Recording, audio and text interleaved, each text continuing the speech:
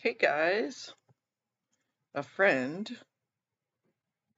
told me about Clearwater having their second reading today. So, ropes, that's not what I wanted.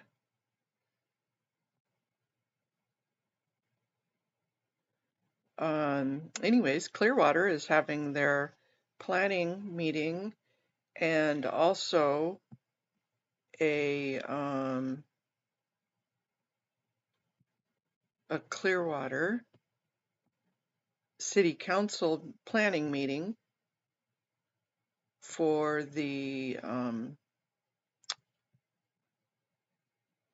for a work session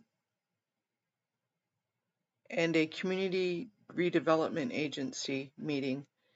The community redevelopment agency meeting starts at 1, and then the work session starts at 1:30. And I wanted to be in on both of them just to see if we can, first of all, to see if we can get in there. Here is a copy of the stream that I will stream to.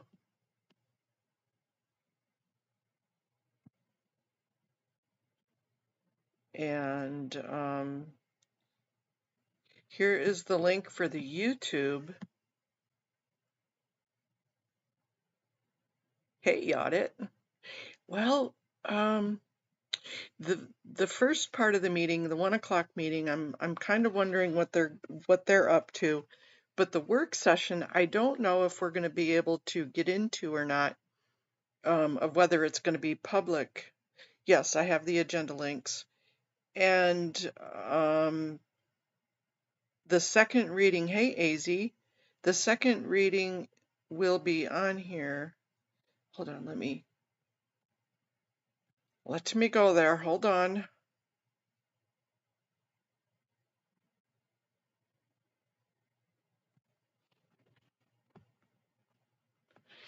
You know, it's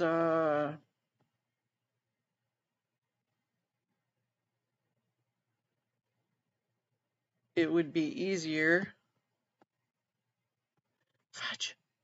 My damn thing's not working right. Let me fucking thing. Excuse my language.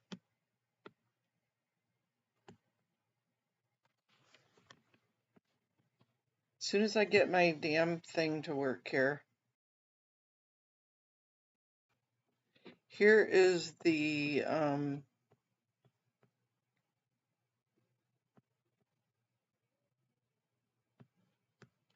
I'm hoping they're both going to be on YouTube.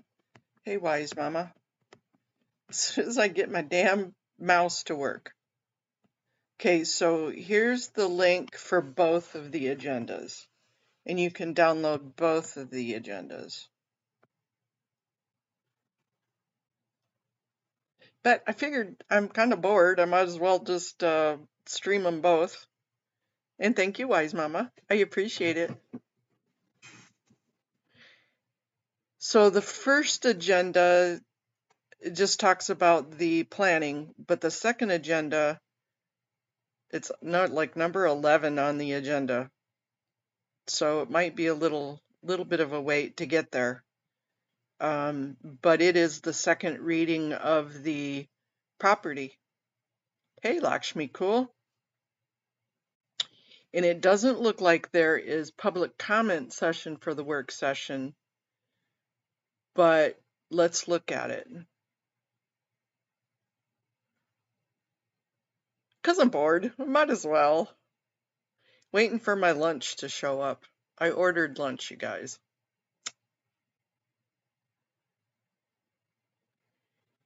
I will have to keep refreshing to see if they are live yet, because that's what they did to me the other day too.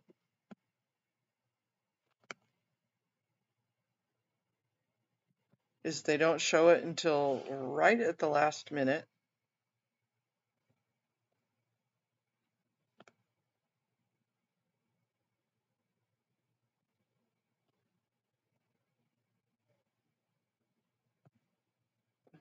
Hey, Joe Bananas.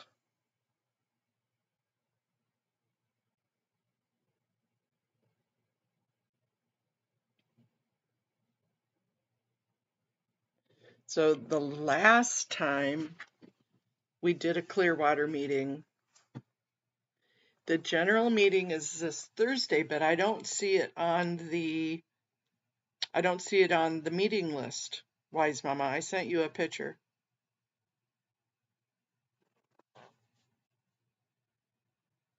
So looky here.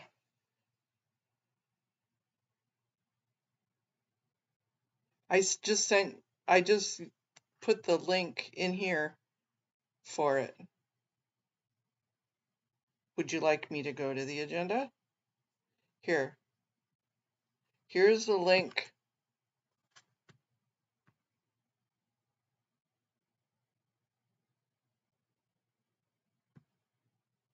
Thank you, Phoenix Book Girl.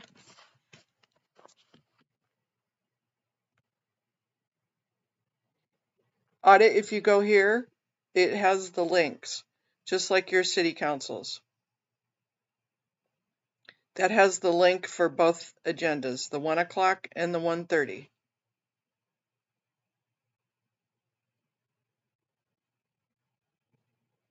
And then I also, here is the 1 o'clock agenda. Let's make sure. The Community Redevelopment Agency.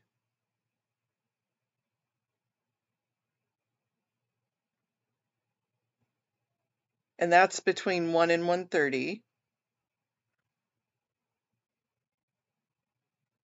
That's going to just be some basic stuff. We probably could have just waited till the 1:30, but I really wanted to get in. Then here's the work session agenda. And presentations, park and recreation, public works. It's not until way down until the 11th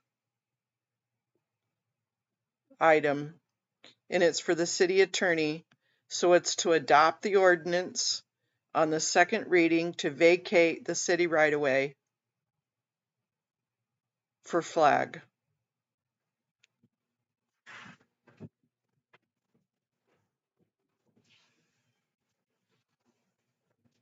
And you find the agendas?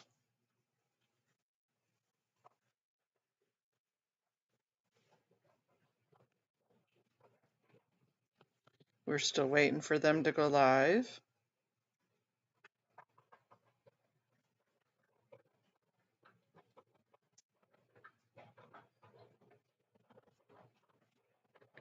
The city council in Florida cannot omit the, it just came to me here, here. Yes, Public Works was canceled.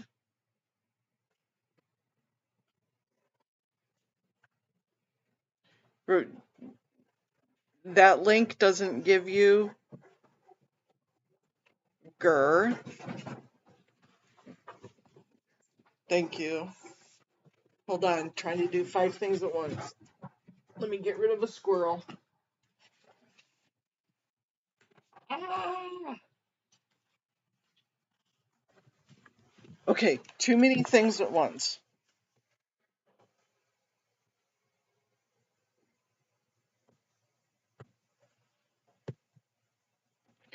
See, I can't copy the damn thing. Control C.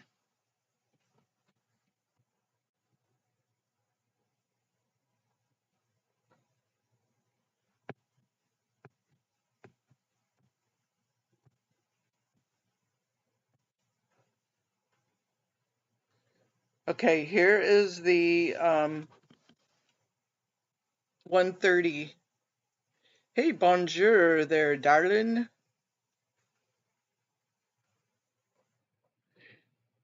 There's the link for the 1:30 one. Let me go back to the 1 o'clock one. You are testing my abilities today.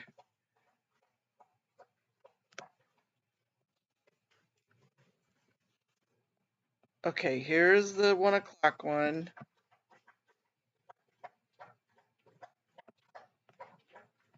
Well, thank you, Antics.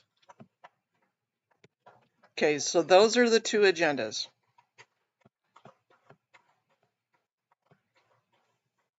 Let me go back and see if they're on yet.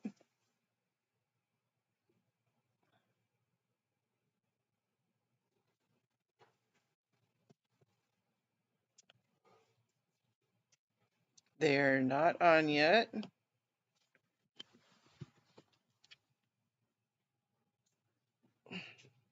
I'm going to take me off screen because I got my lunch. Hide me.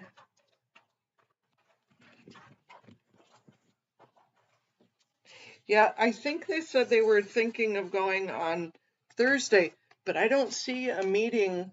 I don't see a meeting notice for Thursday.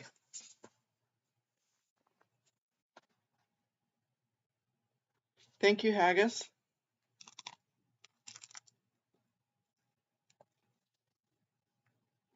Don't listen to me munch.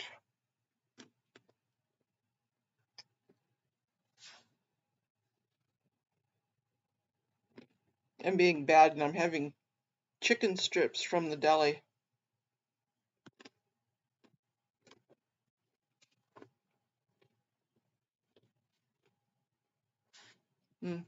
We're live.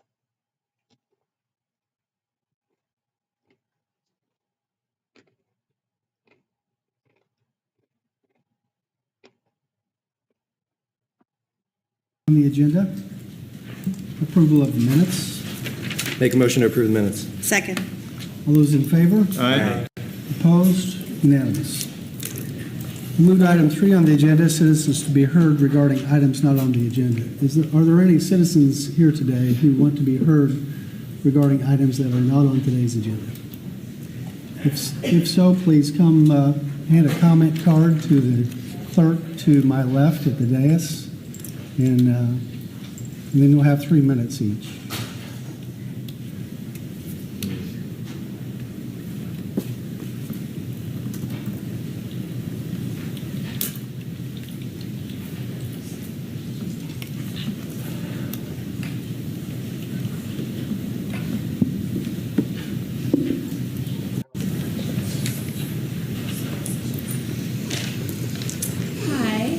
My name is Jill Gibbs, and I'm here just to ask a few questions about your upcoming vote to sell city property to the Church of Scientology. I'm aware that this is a comment section and not a time for conversation, so hopefully you can just consider my questions and discuss them among yourselves in the work session. First of all, I think a lot of us are curious how the deal came to be. We're unable to find any information in any of the minutes or notes from the previous council meetings. There's been council members who have suggested that they will move forward with their yes vote simply because no one else is bidding on the property. My question would be, is anyone else aware that this property is available for purchase? I believe that the Clearwater citizens deserve to know how the deal came to be. I've been in communication with a couple of council members who told me that they're not aware of what the Church of Scientology will do with this property and that they would encourage the church to share their plan, but I could tell you today that their plan is on their website as well as a corresponding site plan. And in their words, the plan is that it will be a, quote, entrance park, which will include pillars bearing the 21 precepts to the way of happiness, which is a moral code that Mr. Hubbard devised to create a happier world. My concern is that if I was able to find the pictures and explanation of what this property will be used for, why do some of the city council members who are voting remain unaware?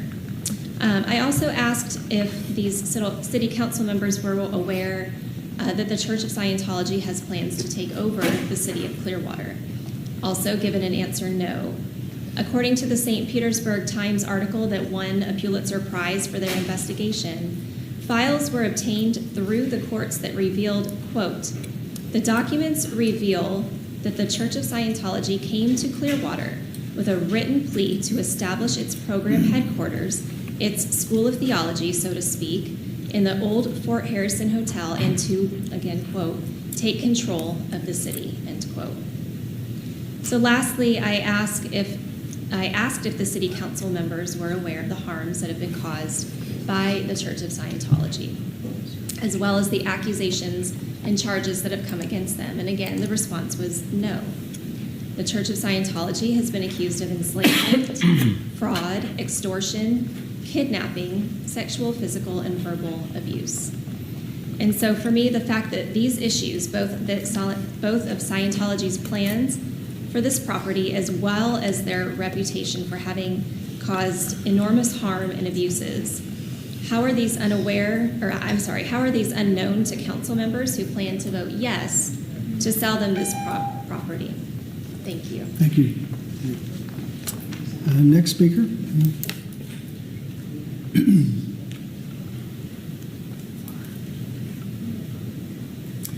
If you would, please, to complete a comment card if you haven't already. We did. Yeah, Yes. good. Thank Very you. good. Thank you. Yeah. Thank you. Good afternoon. My name is Kelly, and I'm a 17-year resident of Clearwater, graduate of the 2007 Clearwater Citizens Academy, and a leader of the Pinellas Biblical Citizens Task Force. I love Clearwater. Thank you to all of you for serving our city. Thank you to those of you who have responded to my email regarding the pending vote you have this week to sell public property to Scientology. As a voting constituent, I've learned to consider actions over words. Historical actions of Scientology regarding land purchase and use in Clearwater is that they have not upheld their words of wanting to be part of revitalizing downtown. Their historical actions have actually hijacked Clearwater's revitalization and growth. Selling them public property is not working with them. It's merely enlarging the monopoly stronghold that has stunted and maybe even strangled our city's progress for years. Their actions have let many properties sit idle for years. Yes, they've taken some recent action as a strategic move to help pave the way for their request of this land deal. But the likelihood of that continuing once they have the new property based on historical action is minimal. Taking a high risk on them honoring their word in this verbal deal is not a risk that we, the people, are in favor of. I expect my elected officials and city manager to do their due diligence when negotiating any public land deal, especially when the buyer has proven to be a detriment to our city. I was surprised that this has only become public knowledge in the last couple of weeks. When you were casting a vote, honestly, it was shocking. Why haven't you discussed this among yourselves in a previous public development board meeting or a council work session? The people of Clearwater do not want backdoor deals. Also, why is it okay that our mayor's and council members' requests are not included in this deal? I'm disappointed that some council members are turning a blind eye or naively stating that they don't know about Scientology's plans for this particular property and the adjacent one. The publications and videos, as Jill stated, are so easy to find. Are there any additional contractual plans in writing since that March 17th meeting? I can't find it in the public records database. If not, why would we enter into this land deal at this time? It's my understanding that the vacated right-of-way would not be guaranteed publicly accessible space, and that just seems irresponsible with taxpayer property, parking, and dollars. Did you know that the Planning and Development's comments stated that the vacation of the right-of-way was inconsistent with portions of both the comprehensive plan mobility policies and the downtown redevelopment plan? The PSTA's own multimodal transit center bus routing lists this right-of-way as an alternative option. Thank you. Yeah. There's grace in changing your mind with new information. Thank you. Thank you. Anyone else here from the public desire to speak to an item that's not on today's agenda? Okay. With that, we'll move to item 4.1 on the agenda. Present March business spotlights of Vital Life Fitness doing business as Rift Fitness. Good afternoon, Jesus Nino, CRA Executive Director for the record. I have Ms. Tasha Hadley here to present the item.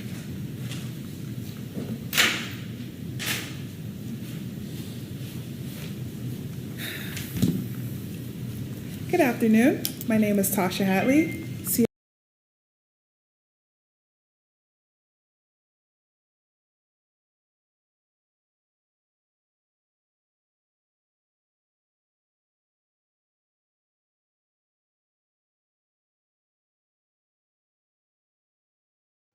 I'm saying all sorts of cool things and I'm on mute. Sorry. Yep, calling them out for their secrecy. So we only had 2 commenters. Cool. They were both against Scientology. Excellent. Or was that 3? They're going to babble this planning session until 1:30. And then they'll start the work session, and the work session is where we want to hop back in. So I'm just going to mute it. We'll just leave it. Should we look up the Sunshine Law? What is the Florida Sunshine Laws, wise mama?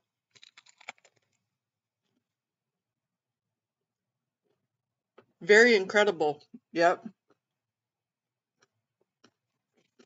Yep, we only had 2. But I'm so respectful that they both came forward. Yeah, we see your heels, honey. You have really beautiful high heels.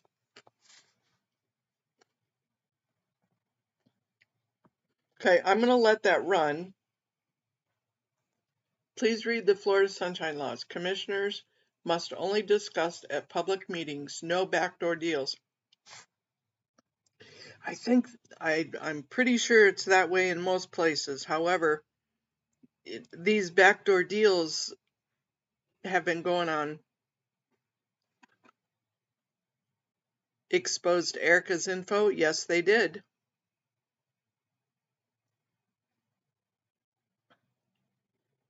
Thank you, Antics. Thank you very much.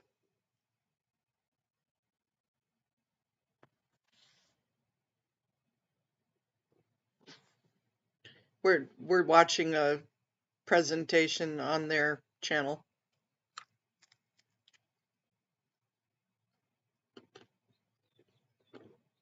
It's probably very similar to the Brown Act for LA, for California.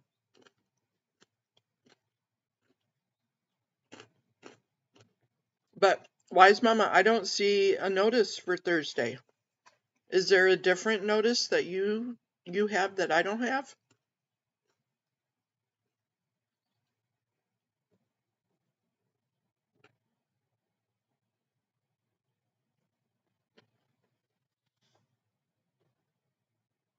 Much love to you too, Antics. Thank you.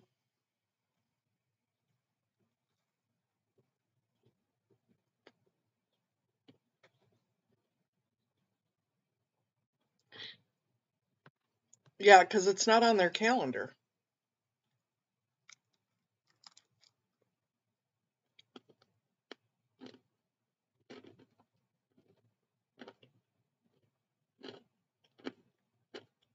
I guess I can't click on a link.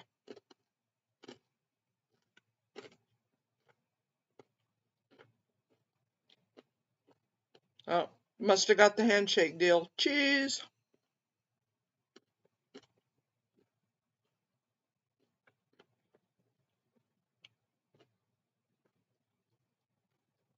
There is a Ben Gilbert on Scientology course list.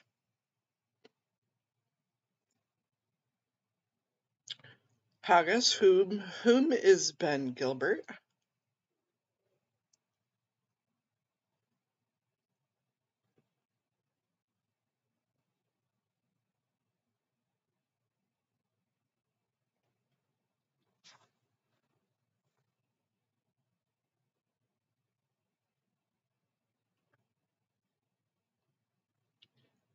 Where are you seeing the name Ben Gilbert at, Haggis? You're making me think. The handshaking guy. Oh, yeah. Well, maybe.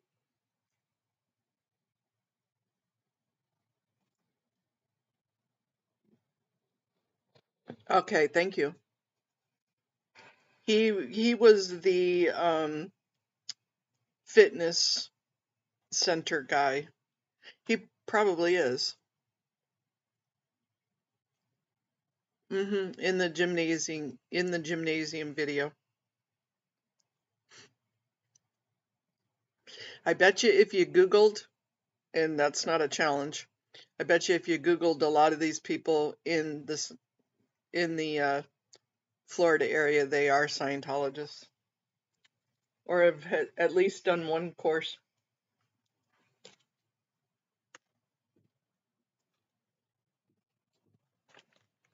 Okay, I'm full. Mm-hmm.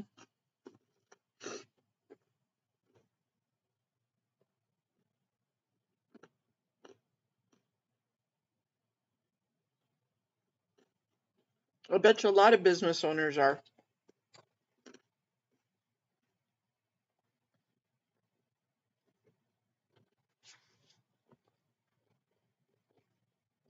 But his course of business was,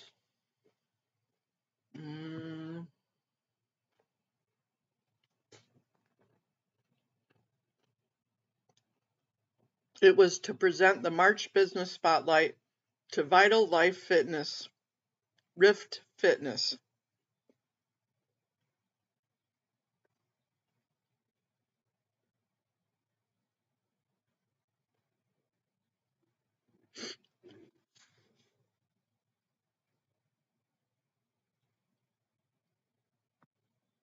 See, this is what I see when I go to their agenda stuff.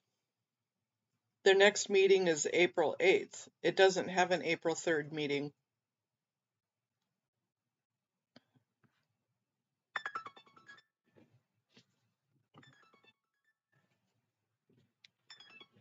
Somebody calling me. I'm going to put you on mute. Not you.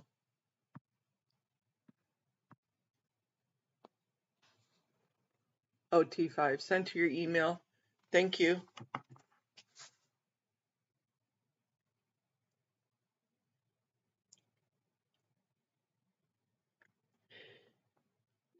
Well, the second reading is today at the work session.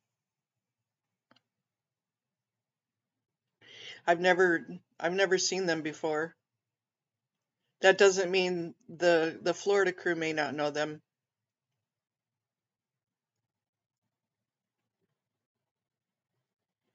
Yeah, unless there's some big deal, it's most likely going to go through, or else they wouldn't have brought it to the forefront.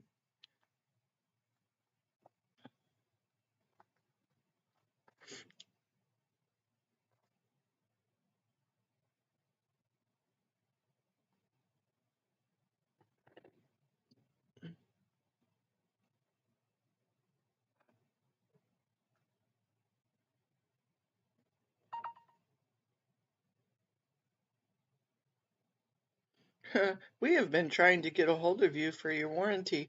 I thought those went bye-bye.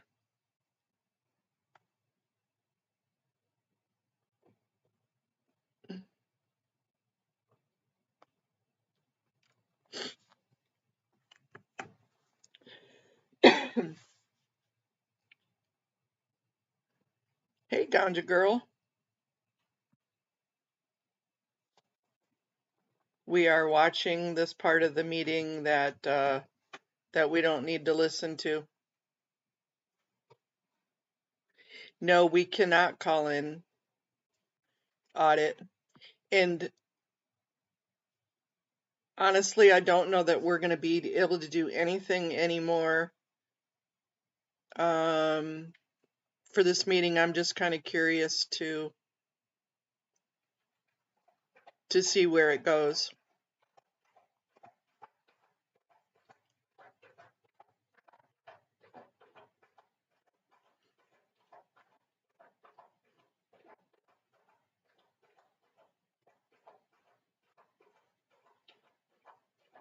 They're on 4.3, so.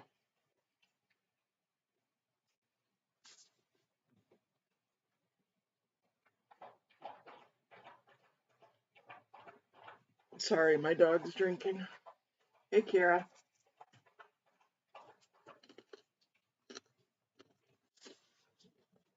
I don't see it, Wise Mama.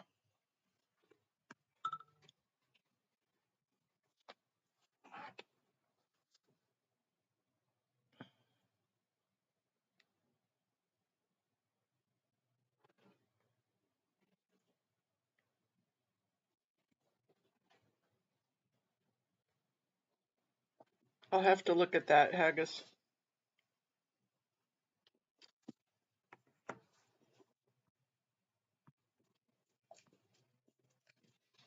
This is the Clearwater Planning and Zoning Committee, and then they're going to go into work session at 1:30. So this is a Clearwater meeting. We just listened to, if you go back a little bit, we just listened to two ladies that gave public comment against the Scientology vacation.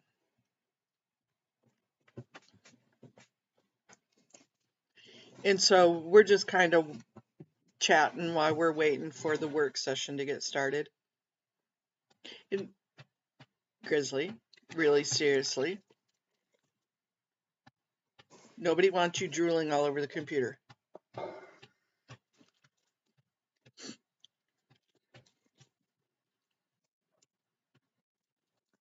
So we're just kind of hanging out waiting for the work session to get going. I can turn it back on if you guys want to listen to it. Yep, the street vacation, the right-of-way vacation, actually. I think that's really just semantics, but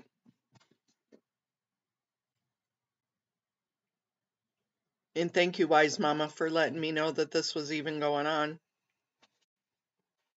But I seriously don't see an email about Thursday. Public Works is canceled for today.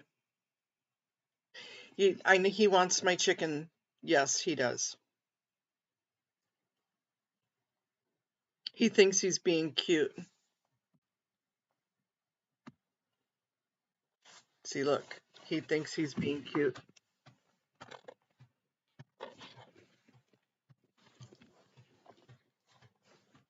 I can't get him on the camera.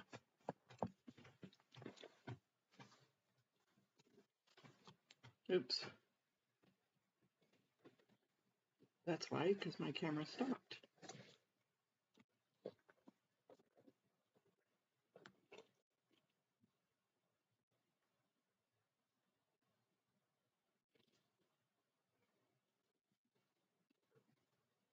Here's Grizz. He thinks he's going to get a snack. Look. There, you can have a snack, buddy.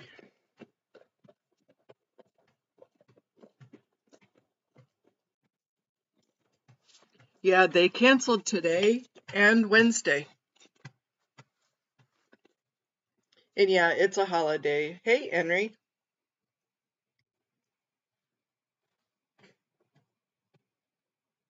So today and Wednesday is canceled. There is not a meeting until Friday. We all get the week off. Here, bud, you can have mine. There you go.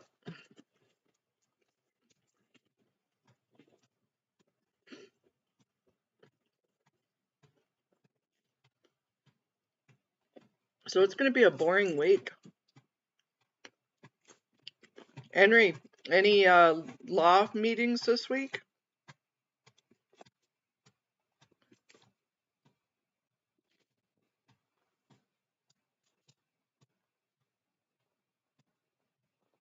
Yep, today's the Cesar Chavez holiday in California.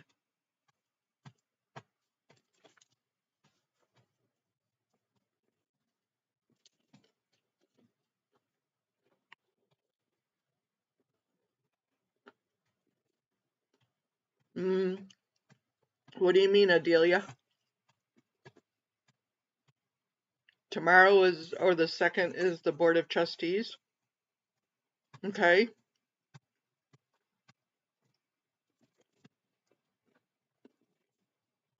You gonna attend?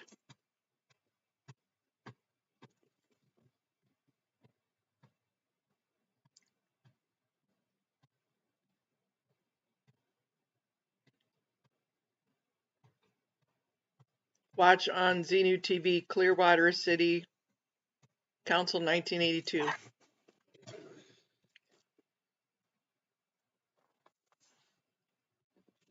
Well, let's go there. Let's go to,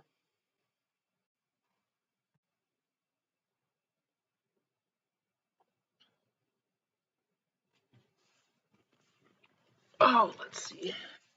As soon as my computer decides to stop being a butt, I think I have way too many tabs opened and have not shut it down.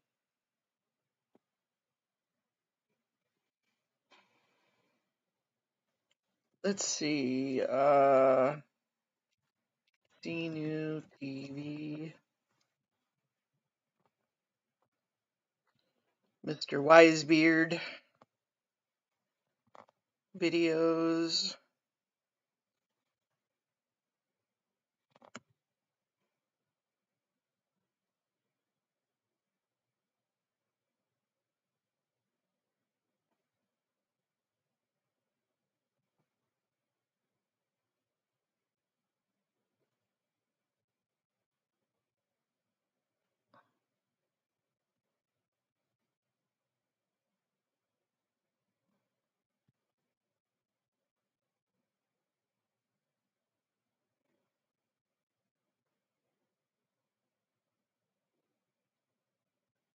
Is this one it? The Ron DeWolf?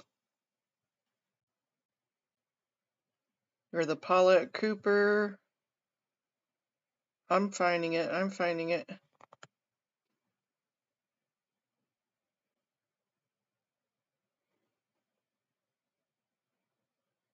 That Mad Pickett was crazy. I guess maybe if I just put in there exactly what it's titled.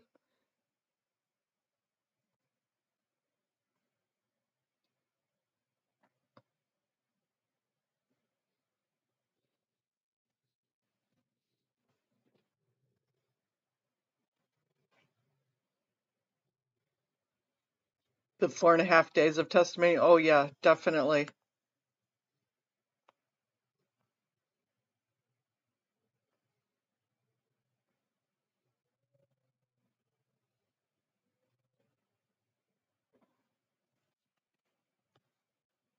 Let me see if I can get it just by looking up that, because I know there's a lot of them.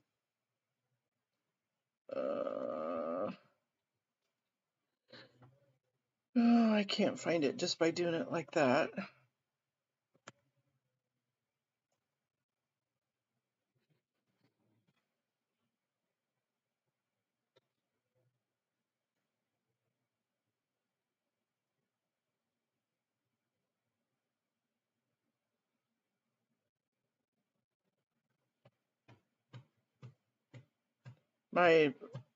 The wind is howling outside.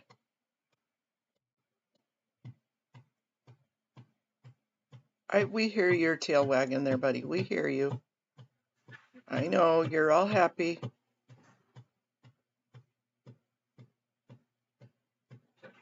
Ugh. Go see him.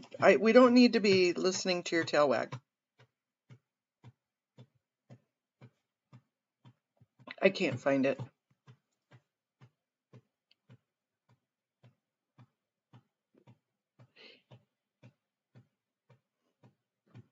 So, Henry, would you put out a post about that so that way specifically? And tag us in it so that way we know? Okay, come on now, computer. Please don't do this to me. Not the right time.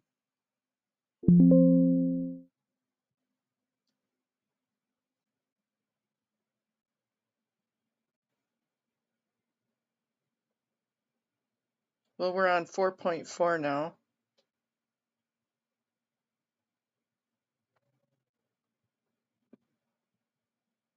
Right? Definitely, it's hard to fight a.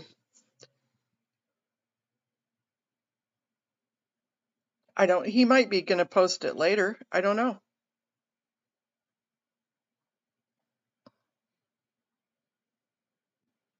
And honestly, I don't know that there's much we're going to be able to do about it since the two commenters were already there and already did public comment for the planning committee. The work session, I'm crossing my fingers that we're even going to be able to stream it.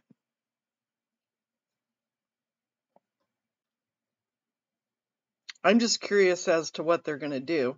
So it's going to be a little boring while we're waiting for the agenda item. I guess I could dance, sing. Nobody wants to hear me sing.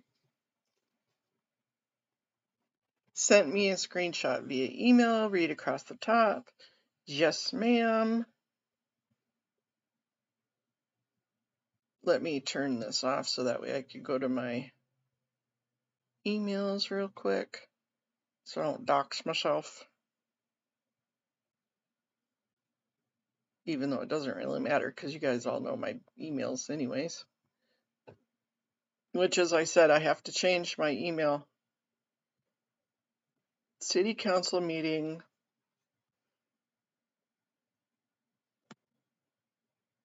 Next date, Thursday, April 3rd, 6 p.m. to 9 p.m. I wonder why it's not in their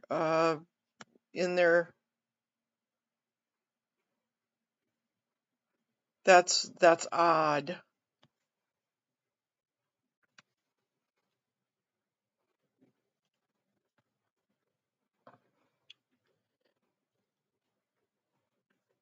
I truly wonder why it's not on their meeting list.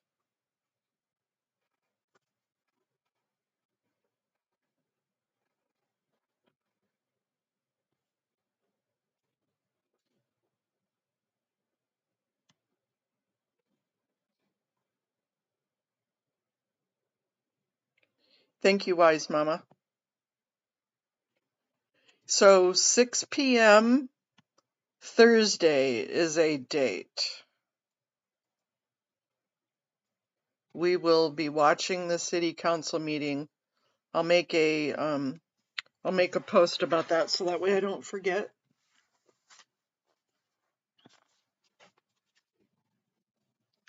We're not getting anything.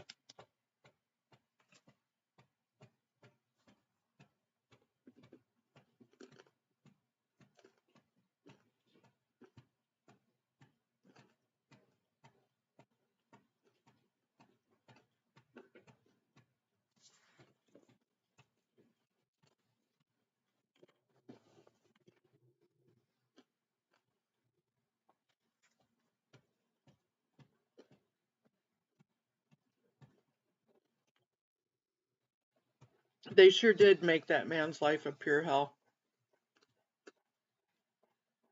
And I give Mark Bunker so much credit for going to the last meeting and standing up. Much respect.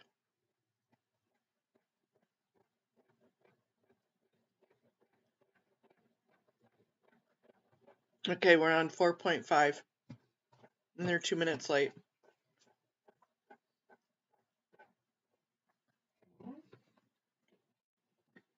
You guys are just delusional if you think you're getting any of my lunch.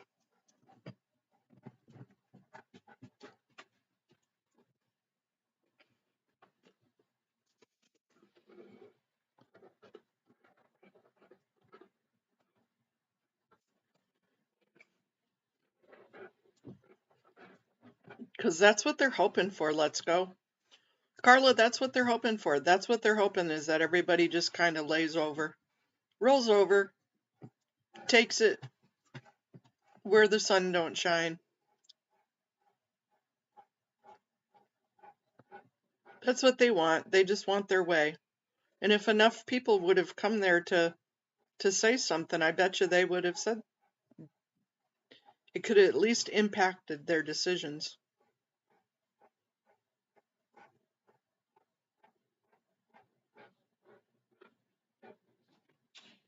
This above is a random fun clip at minute 59.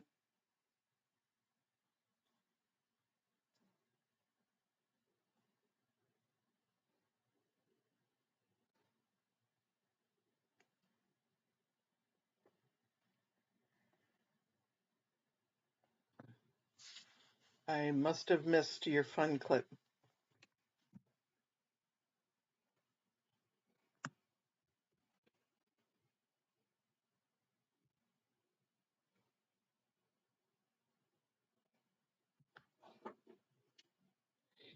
I don't think your link went through, Wise Mama. Okay, we're on 4.6.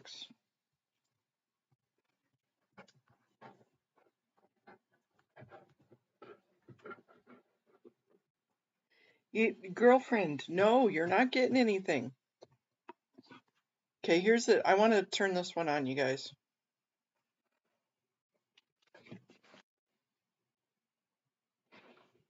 Maybe. Come on. Catch up. Attorney's office for all their assistance and making sure we're doing things the right way. As questions come in, we're getting with our procurement folks and answering those questions and posting them online. Other than that, we're just moving forward. And as far as what's going on up in Tallahassee, thank you for all your assistance on that part. I can tell you that from us, on our side, we do everything by the book. We have a city attorney's office to also make sure that we're doing everything by the book. So thank you. Any questions for the director? That's your report too, I guess? Yes, sir. Okay, well, thank you. Okay, and is there anything else to come before the trustees? If not, then we will adjourn the March 31, 2025 meeting of the City of Clearwater Community Redevelopment Agency. We'll recess for just a few minutes before we begin the work session. Okay, let's see if they come back on for the work session.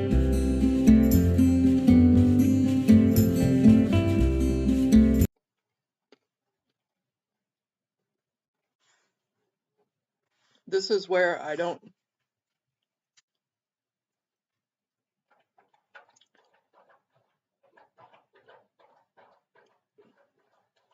John Felix and Armed Fisherman. Hey, Portola 45. I have no idea who you're talking about. Who are you talking about, Portola 45? I was trying to find the video of the 1982 Mark Bunker Xenu TV video. No, girlfriend, you are not eating my food. Go away.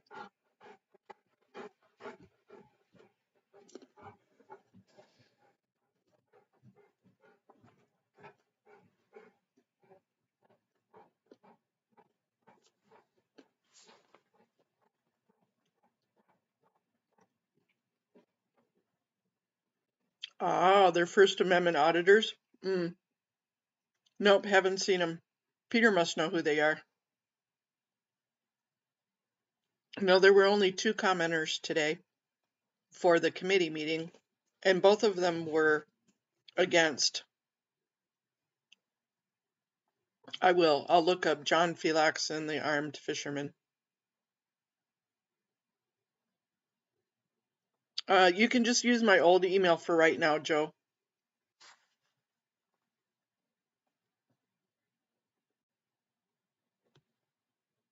Because I don't have the new email set up yet. Well, I have it set up, but I haven't.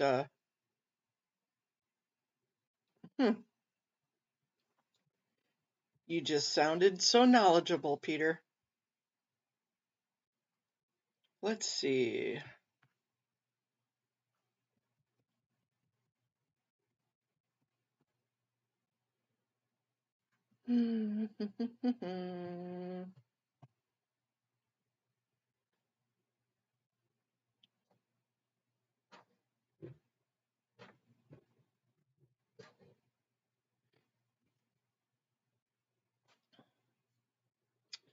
We are awaiting.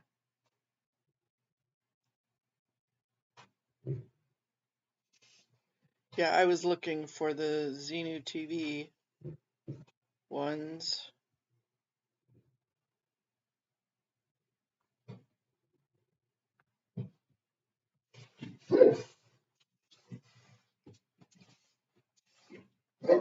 Girlfriend, hush.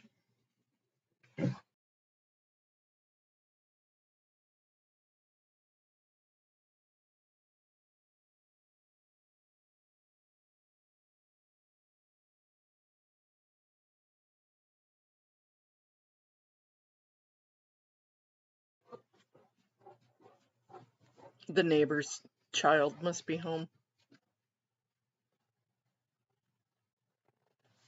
Yeah, I was looking for the Xenu ones.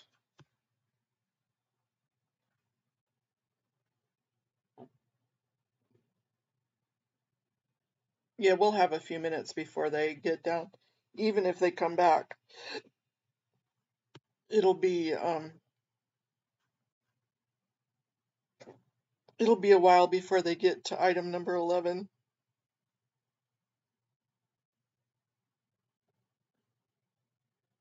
Thank you, Joe.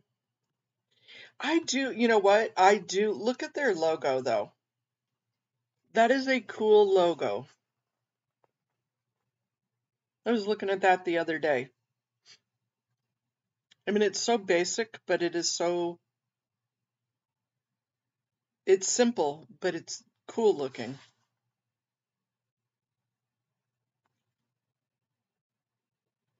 Okay, let me go look. Let me go see if I can find it.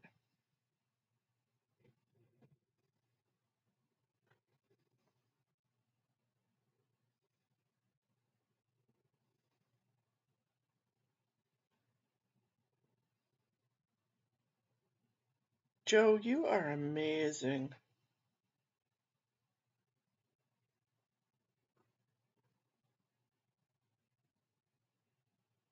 Is it?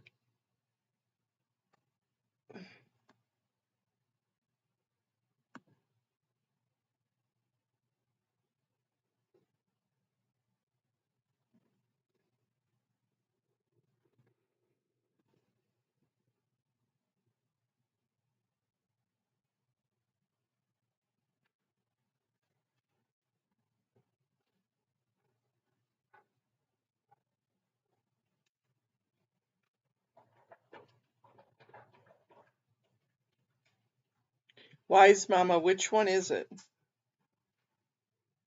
I guess it helps for me to turn the picture back on.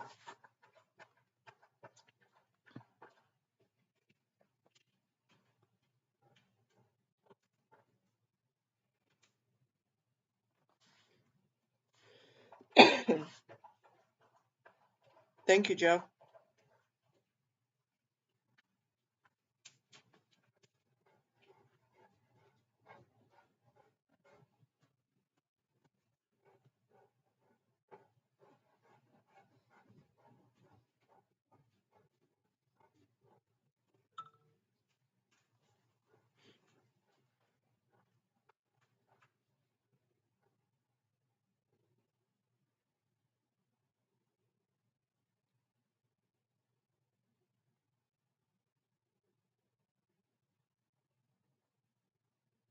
Yeah, I see that it's the one that there's a Paulette Cooper one.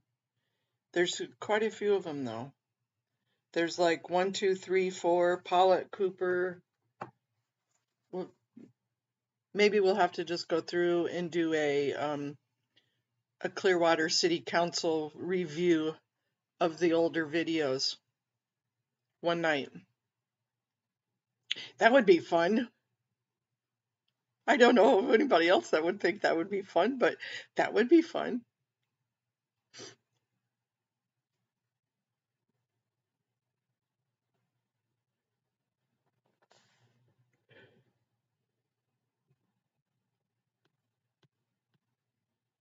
Might as well. Nothing else to do.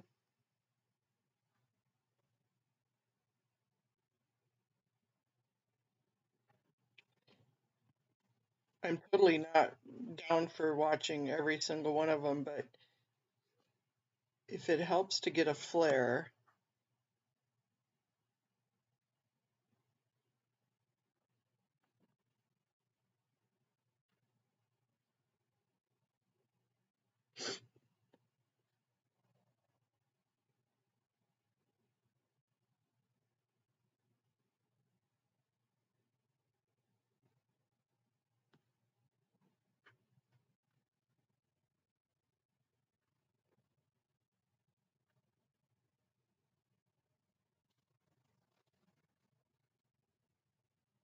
Thanks, Haggis.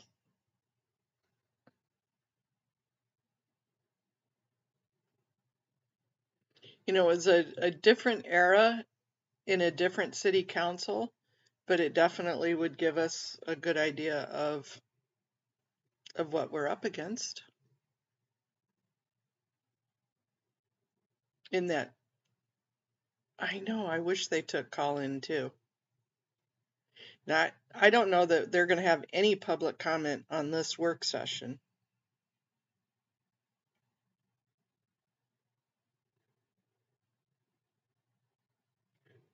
Okay, I think Wise Mama was talking about the,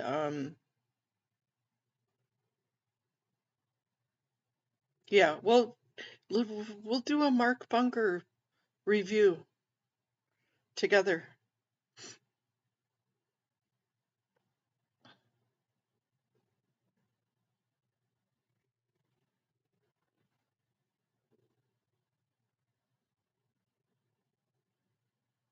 Yeah, we got to remember that they do take write-in though.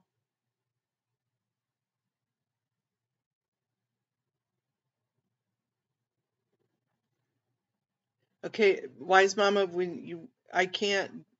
you're not sending a link, darling.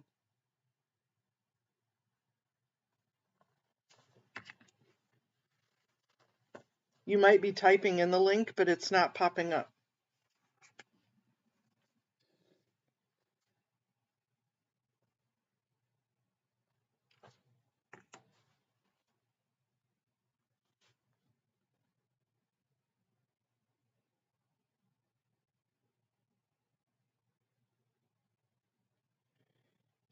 Anyone know of any organized protesting or Sciento problems in Phoenix, AZ that I should be involved in? You know, I don't know personally. I think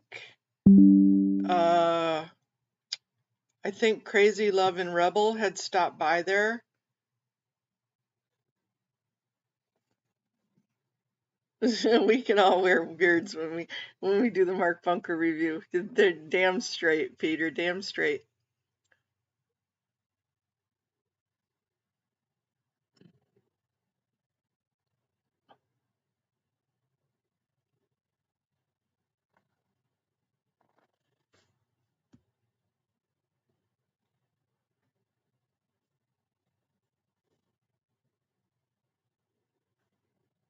Let me take that off for a second. Wise Mama, you can email it to me, but it doesn't come through on.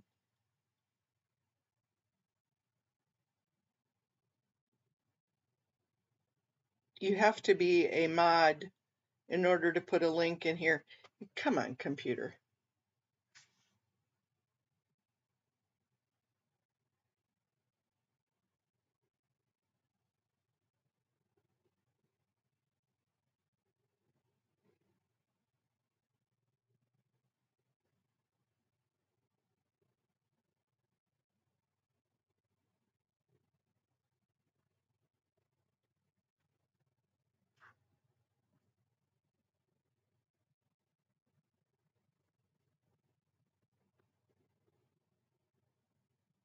Oh.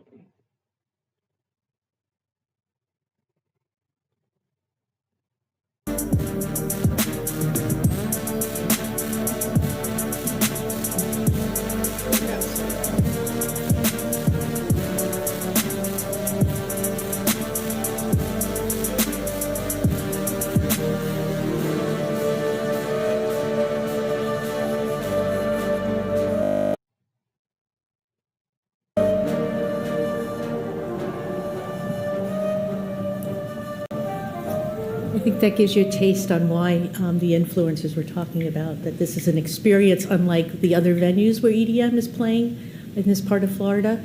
And I will mention that out of the 4,500 plus people, 40% came from outside of Pasco, Pinellas, and Hillsborough. Mm-hmm. So we saw a ton of people from the East Coast, a lot from Central, Gainesville, Orlando, even a few from Pensacola. So it definitely is starting to have a real following for this type of programming. And as you can tell, very young audiences. I never felt so old. As of today, we have 47 events that are confirmed in 2025. We're still booking. We have a lot of open windows. But at this point, we're at 47 events. We had our first school time this morning, which was 400 plus children from our local schools and homeschoolers came out to see Roger Day, and thank you, Mayor, for coming. On our next... So I did find that one is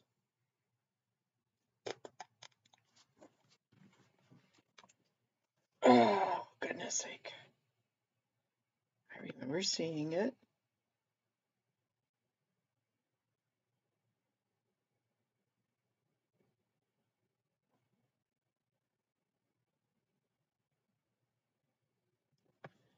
You know what? It was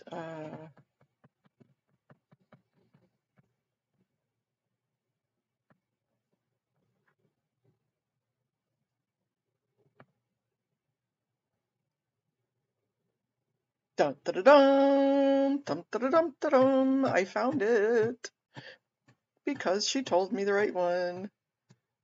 Okay, so let's get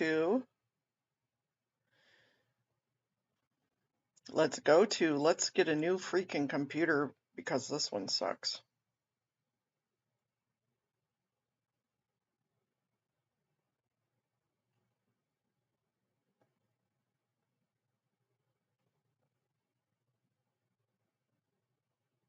It's getting there, you guys.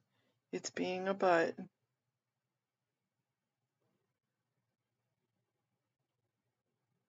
Really?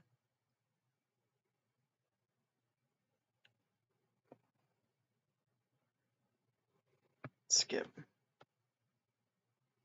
To rehabilitate them because they have become so degraded and so psychotic that they have to be separated and go through this particular physical work. They work for half the day and get... Were you or did you ever promise refunds if you did not achieve or you did not accomplish what was promised?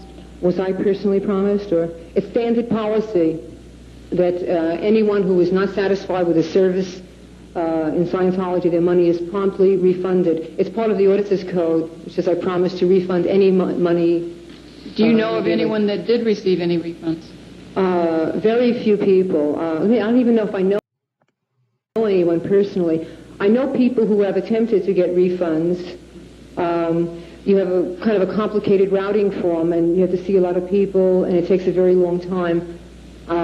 I think some people got their money back because people have been referred to as a refund case. In those cases, it was where the person was attempting to call. I didn't even know what they were. I signed bonds for $50,000, $100,000, talk about certain things ever, that I wouldn't sue. I think my sister did, but when she threatened to call the Board of Health, they made her sign something after that she would never sue, I think. But I had to sign a lot of things. There was one that I don't know if I want to tell about that. I could. Go ahead if you want to tell about it. Well, this has to do with Clearwater. When I first joined the Sea Organization, I went to Los Angeles, and I was filling out my life history, my background and when I was on staff, at what organization, how long I stayed there. And I happened to put something that I left the New York organization. I was there for 3 years as a supervisor. I left in 1975. I finished my contract, which was 2.5 years. I stayed an extra 6 months. And then my boyfriend at the time, who I was going with, developed cancer. And I became very upset about this, and I didn't know what to do. I was afraid of the medical profession at the time. We're told that they're suppressives and they want to cut you up and they want to operate and the cancer's going to spread. I was frantic. I didn't know what to do. a friend of mine who happened to be a Scientologist and a very, very close friend recommended a psychic healer in Mexico. I never heard of a psychic healer. You know, I haven't been in any healing practices, but I was so desperate and so in such terror that he told me that he has a blind son, and he told me that the doctor had taken a tumor out from the back of his son's eye with his hands, with no things. And him telling me that as a Class 8 and such a good friend of mine, you know, sane type person, stable. He wasn't one of the flaky ones who are flying in space. I wishful thinking, I said, maybe this is true. And I went to Mexico, and my boyfriend didn't go. He went to the doctor, and the doctor wanted to do a biopsy. And we said, no, we went to Mexico. When I went there, I walked into the office, and I was shocked. I felt that I was at the Scientology Advanced Organization. Every person in the waiting room was a Scientologist. And some of them were my good friends that I had done courses with in 1968. They were Class 8s, they were OT6s, and a high level of training and processing. And they all had cancer. And I was shocked. I said, what are they doing here? You know, how could this be? I was very optimistic then about the healer, and then I went into, I guess, hallucinating at the time. I just had blind faith that this was going to save his life. And then a friend of mine was there, and she said that she wrote a letter to Ron Hubbard asking him what he felt about this fella. His name was Feliciano. What did he think about psychic healing? She showed me the telex from Ron Hubbard, and what it said was that I believe this is valid therapy. He said, I am not recommending it, but I believe it is the only valid therapy on the planet. I feel it is the truest form of surgery on the planet, but I'm not recommending it. So I felt relieved that even Ron Hubbard said that this might work. Not that I came here because of Ron Hubbard, but it was gave me a little bit more confidence. I stayed there for 2 or 3 months, and things got worse, and I had to bring my boyfriend back to New York, and he died in Sloan Kettering about 3 months after he first got it. It was Aw, that's so sad. Her boyfriend ended up dying anyways. Yeah, we definitely need to go through these. Yep, and welcome back, Phoenix Book Girl. We don't do drama around here. We all have something to contribute to this.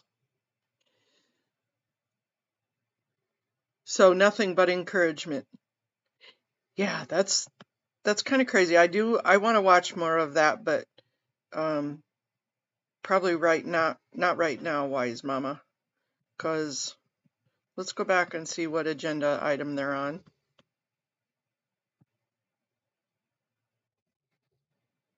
Let my computer catch up.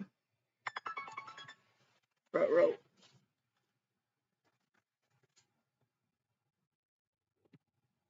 Seriously, we're still From out only of on town 2.1? to present to us. So we can take I'm Dr. Joe Latipo. It's nice to be chatting with you all today. Dr. Mallon is a colleague of mine at the University of Florida, and she'll be providing more review of the literature, the scientific literature. This is one of the areas of interest for her in her research. And I serve as a Surgeon General. I have a background in public health. Most of my interest is actually cardiovascular.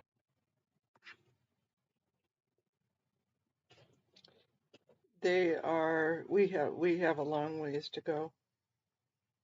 Obviously, that's why they started it this late.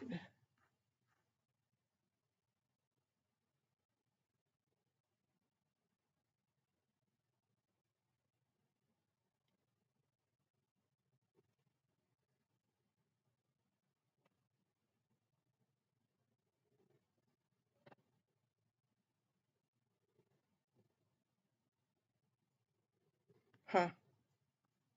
Yeah, it doesn't say which section they're at.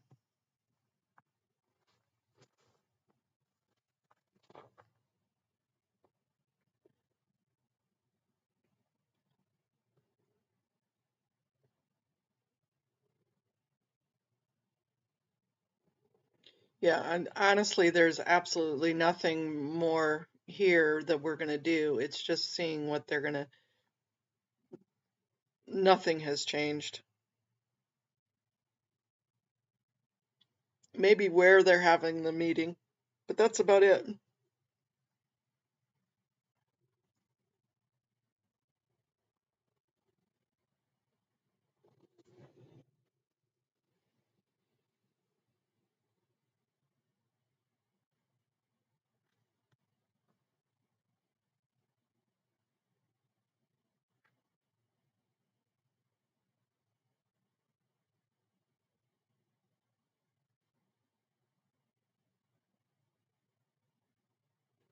Share Okay, catch up, catch up. in your mind if you're in the camp of wanting to keep the fluoride in the water, and if you're willing to do that, then I'm actually very curious to see what's going to happen. So I'd love to maybe hear some feedback after everyone votes. So if you can join me in this little mental experiment here, so you've clearly heard both sides. It's been in the news a lot. How can people have such diametrically opposed positions on something? It's like, are they reading the same books written in the same language? And somehow that's the situation. And in terms of these sides, clearly there are many people who not only are sort of agree that fluoride, adding it to water, is beneficial for dental health and is like really good public health and therefore should stay. And we have that side, and then there's sort of Well, we're talking about fluoride.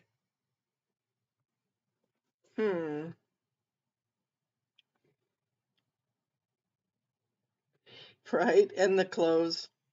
Some of the guys' clothes are all still the same too. Thank you, Joe. There's a lot of videos to go through. We, as in, oh, excuse me, some of us should probably go through them and see what's important.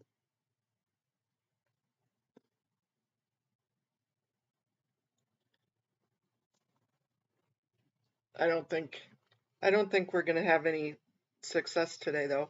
But it was nice seeing those. Wise Mama, have you ever seen those two ladies?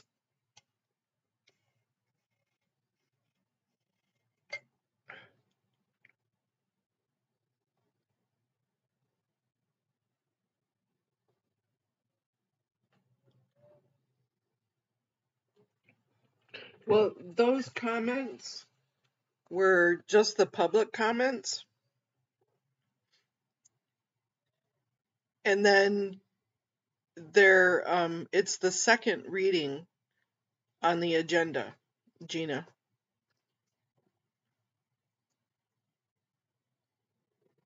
So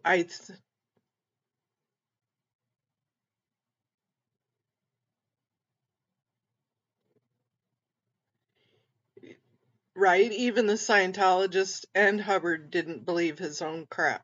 Yeah, I know. And that's what we hear from everybody that gets out. It's like I started questioning what was really happening, and I was questioning whether any of this was working. Yep, that's a common theme.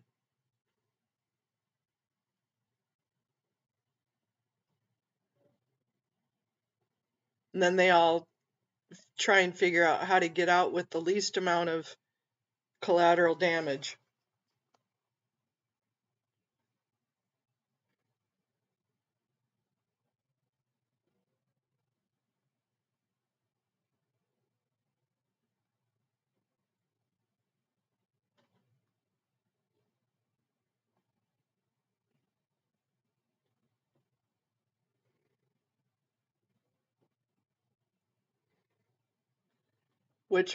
What body is she testifying? The video.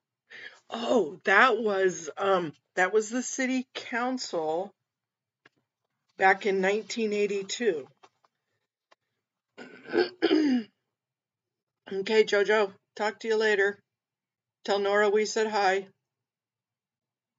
That lady was testifying. Nessie Wise Mama, was that in front of Congress or was that at Clearwater? I'm pretty sure it said it was Clearwater, the Clearwater Council.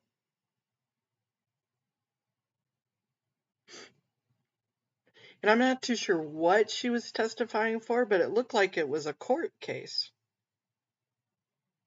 Yeah, we got time. Let's go back to it.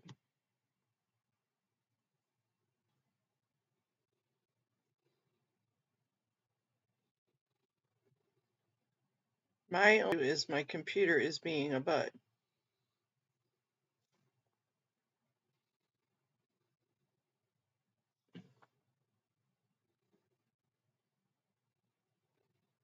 Let's go back to it. Oh, dag nabbit. Did I just get out of that? What do you mean connect to the internet?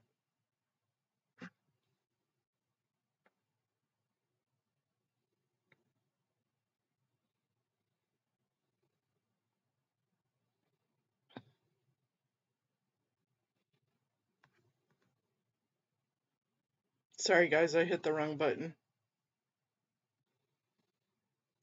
So this was Clearwater Scientology hearings. Lori Taverna, day 2. Lori tells the council about the many abuses she witnessed in Scientology, including medical neglect of staff members and their children.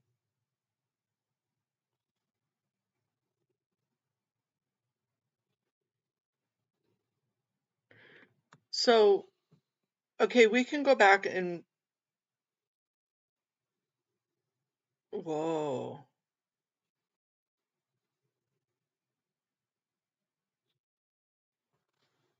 We got a ways to wait anyways.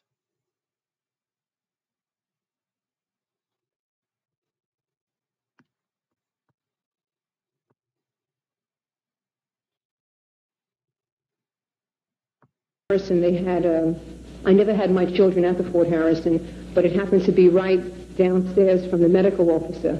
So whenever I would go there, I would glance down and see the children. Once I heard a child screaming very loudly, I went down just from instinct, and I walked into where they keep the children. It was a toddler. He was all alone. His diaper was falling off, and he was screaming. There was no adult there. I just picked him up and, patted him a little bit. Several times there were other children wandering around, fighting with each other, the way children do. It was right next to the parking lot in the back, but they did have a gate there so the children wouldn't go out, but many times I saw them, they was kind of just left there. I can't say I know exactly how they were cared for, but what I saw, they were dirty. The room I went into was a mess. There were no sheets on the beds, and there were things thrown all around the room. As far as education goes, in Scientology, for all the years that I've been in, there has been a put down of education by Ron Hubbard, by Scientologists. The school system is suppressive. Scientologists have said to me several times, "You're not sending your kids to college, are you?" And I said, "Of course I am." They said, "How?" That's not me, you guys. What in the world? This is only a simulated regional hurricane evacuation exercise. I repeat, this is only a simulated hurricane evacuation exercise. If in fact this was a real... My sister, I helped out in a Scientology private school. It was called Renaissance School. I'm not an official teacher, but I was helping because they didn't have anyone. There was a boy there who was 9 years old. He had been brought up in the Sea Org. His parents both were in, and he was born in. And I understand from the owners of the school that he spent most of his 9 years in the children's RPF. I don't know what that is, but I assume it's the same thing as the adult RPF. This boy couldn't read one word at 9 years old, and I taught him how to read his first word and I taught him his first sentence, and he was crying that he could read one sentence. He was 9 years old, and he was born in Scientology, in his Scientology schools.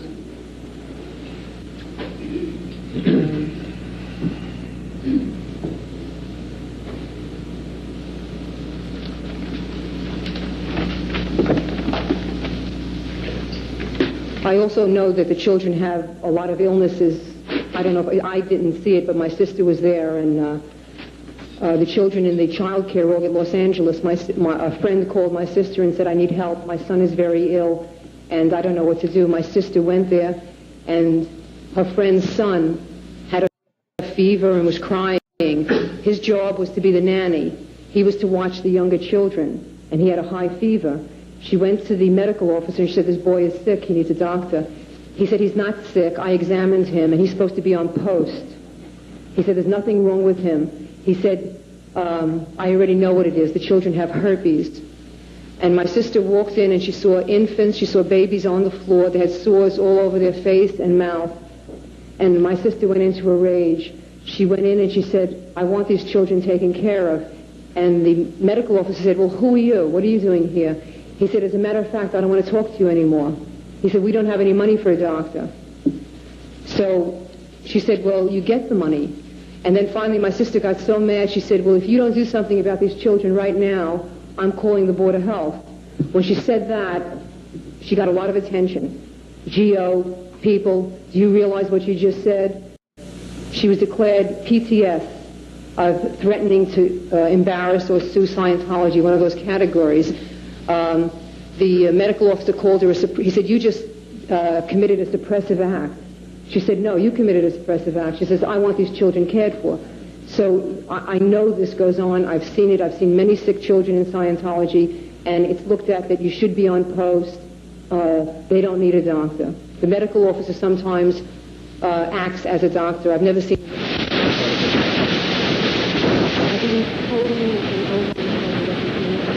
Sorry, you guys, it's the film.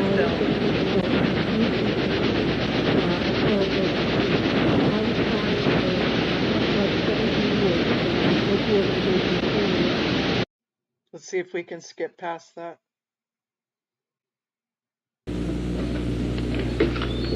No, I don't know firsthand. I just know from my sister. I think I covered most of my notes here. We don't even know where to start. It says so many startling things. One thing that struck me as herpes is that a venereal disease? There are two types. That's what, because my sister took the child and paid for it herself. She took the child to the doctor. He was given antibiotic, and she said it was a virus type of herpes rather than the venereal type. There are two different things. We used to get it on. It was an infection. It was diagnosed, though? Yes, it was diagnosed by the doctor. All right. While you were deeply involved in all these things, did you still believe in the incredible background of L. Ron Hubbard? I believed totally in L. Ron Hubbard up until recently. I felt very sorry for him. I felt a deep compassion. I felt that I had tried for 17 years to make the organization sane, and I said, if I feel this way, what must Ron Hubbard be going through? And I felt a devotion to him to try to make it sane. I felt he was one of the greatest people that have ever lived, and I wanted to help him. Up until recently, even after Clearwater, I said, if Ron Hubbard only knew, as I said, up until recently. Mr. Flynn, I don't know if I can ask this, but what is the ultimate that you expected with the new breakthrough? Could that be considered a faith you're looking for in this new breakthrough, and which kept you going, apparently, in this organization? It was probably...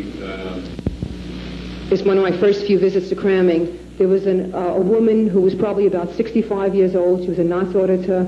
She was there for training, which is admirable because people who become auditors want to help people.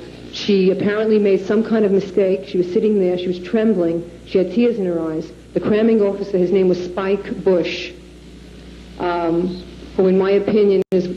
never mind. Well, his name was Spike Bush. He was standing there. He was sitting down. She was in front of him. He was pounding the table. She said, but... She was stuttering. He said, but I thought... He said, don't think. He said, that's your problem, you think. He pounded the table at least 6 times while he was screaming at the top of his lungs, don't think. And okay. Well, if you want to continue, did you ever, after 15 years, didn't you ever feel like a slave or an indentured servant there? And you're working for $10 a week, and how did you exist, and who took care of your children? No, for all the years I was in, I never felt like a slave or that I was working for nothing. When I was on staff, I was married at the time. This is before my divorce, so my husband was taking care of the bills. My children came with me when they were young. I always brought them with me, and I had them in a nursery. And I always went home by 3 o'clock at the beginning when my children were little. And I had a home, and I had a normal life, not like many Scientologists who have no other income. And in later years, I worked at a mission, which paid $125 a week, and I only worked till 6 o'clock. So I had other businesses on the nights or on the weekends where I would do sales or something like that. The only time that I have ever felt I was treated not as a human being was at Clearwater in '79.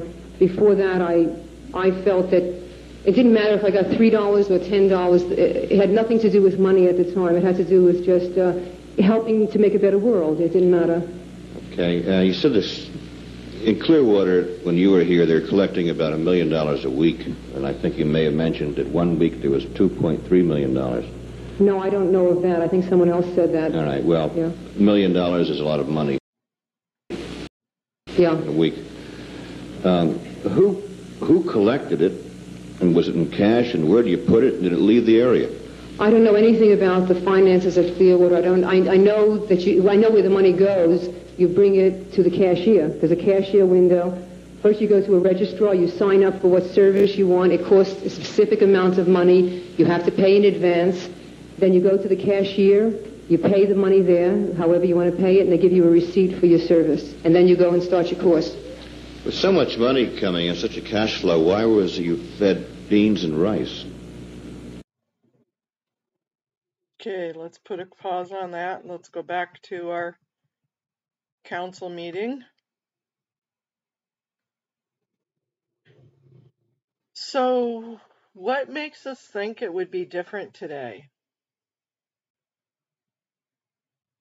Come on, computer, catch up.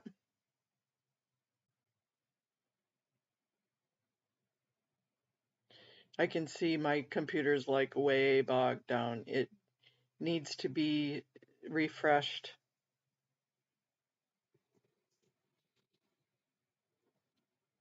Seriously, computer, come on.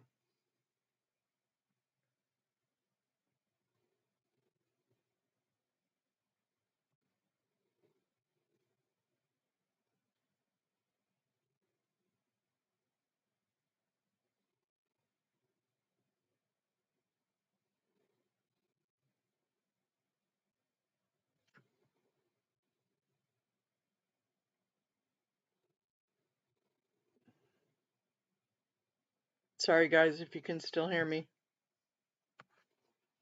The computer went into la-la mode.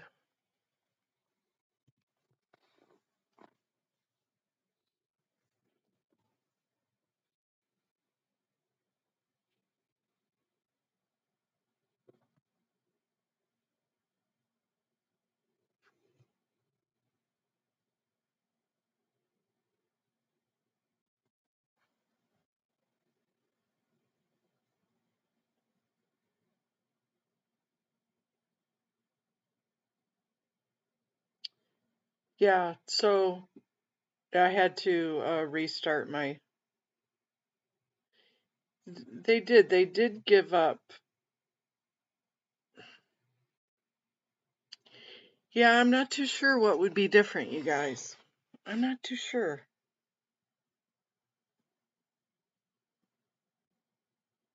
That's a good question. I wonder where that person is today.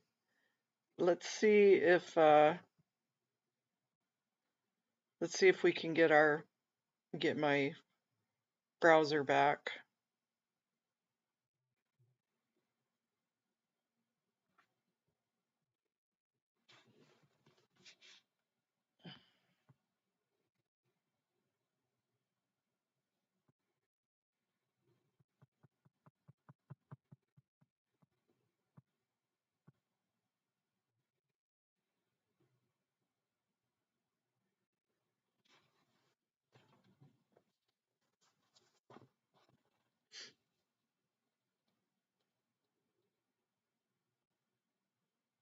Really? This guy's still talking? It's gonna be a really long day, you guys. It will generally, they will use the level of fluoride in your body as a measure of exposure. Okay. Yeah. Thank you. Okay. Any other questions, Surgeon General? If not, I have one request for you. I don't expect it to be met, but I will. Yeah, I will be very pleasantly surprised if this is the case. You know, I asked you guys to participate in an experiment. If, whenever you guys vote in a few days, if there is anyone who felt that it should stay in, and after participating in that experiment is unsure about whether it should stay in, based on, you know, kind of our discussion here, I would really appreciate hearing that feedback.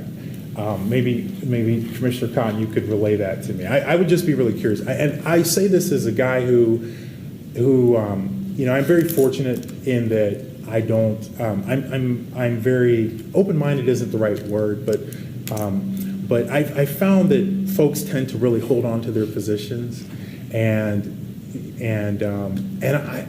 honestly, that's what I found to be the case. And so, if that. Okay, well, we're gonna mute him again. Yeah, I wonder where that lady is today. I wonder if she's still alive. I wonder how old she had to be, maybe in her 20s, 30s then. So she'd be my age, if not a little bit older.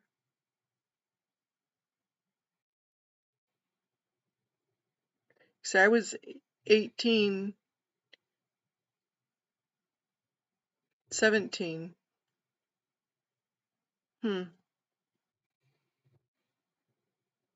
So if she's still alive, 65 or so.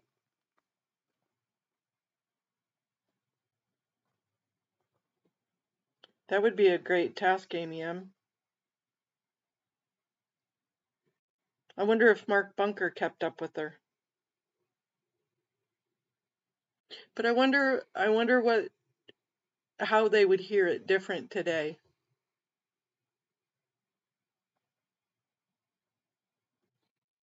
Let's do an audit, compare and contrast.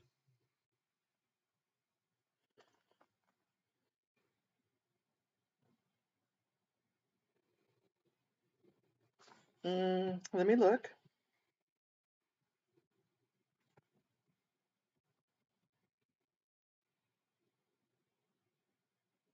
Lori Taverna, LORITAVERNA.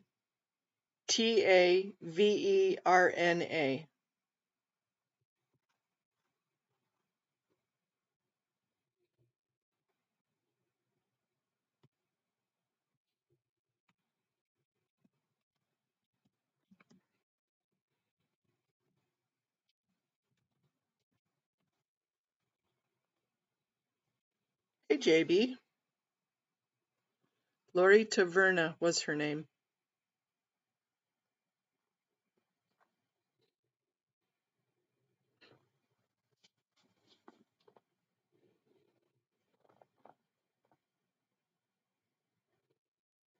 All of our internet sleuths.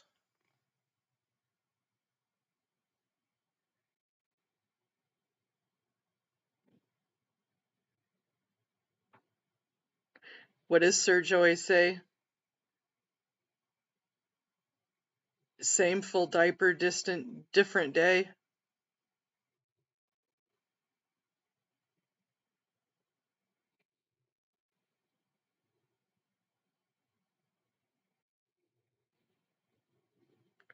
Yeah, I don't know, Mary. I don't know if they, I think there are so many people that saw that, felt that, and were that back then. They were the kids from back then. When she was talking about the little children with herpes all over them, these were the little kids now that are older. These are the Jamie Mustards, the kids she was talking about. They were the Serge Delmars.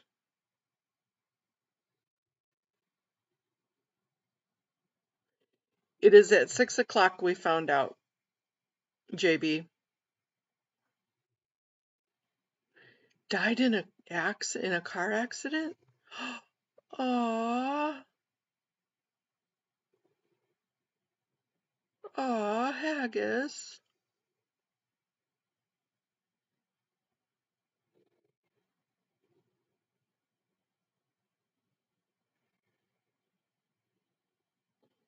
The kids, they don't have a voice, and those kids are older now. I mean, these are the Jenna Miscavige, the babies.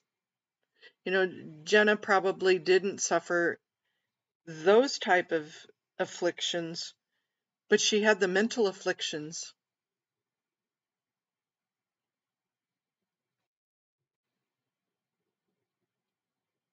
Yeah, the kids are lucky they didn't get blinded from the virus. Haggis says Lori Taverno died in a car accident.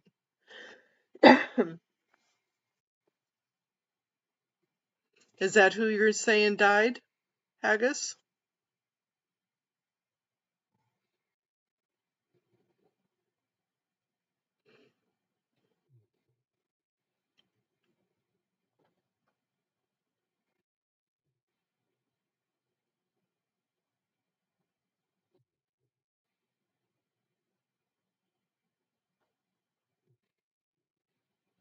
They don't, Mary. They don't have a voice today.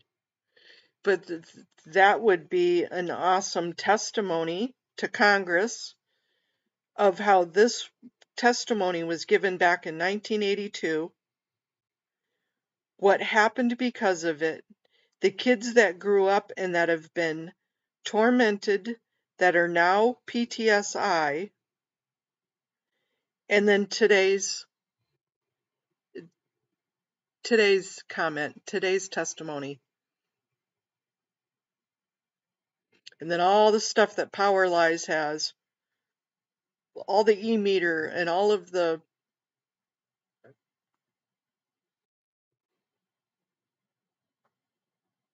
tech issues, all of the tech data that we have. Somebody, and I say somebody because it's not me, I don't have the skill set for that, for the videos. But that would be a strong video. Let me open it up, Haggis.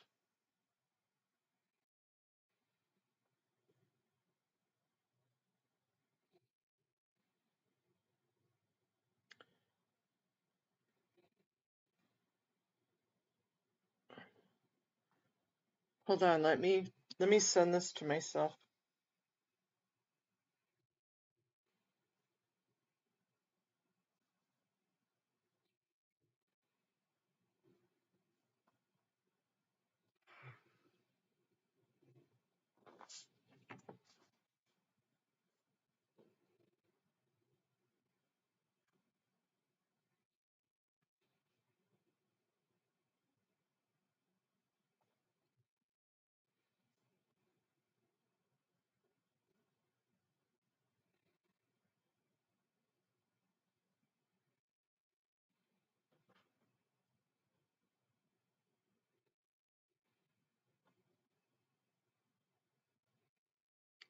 Thank you, Haggis.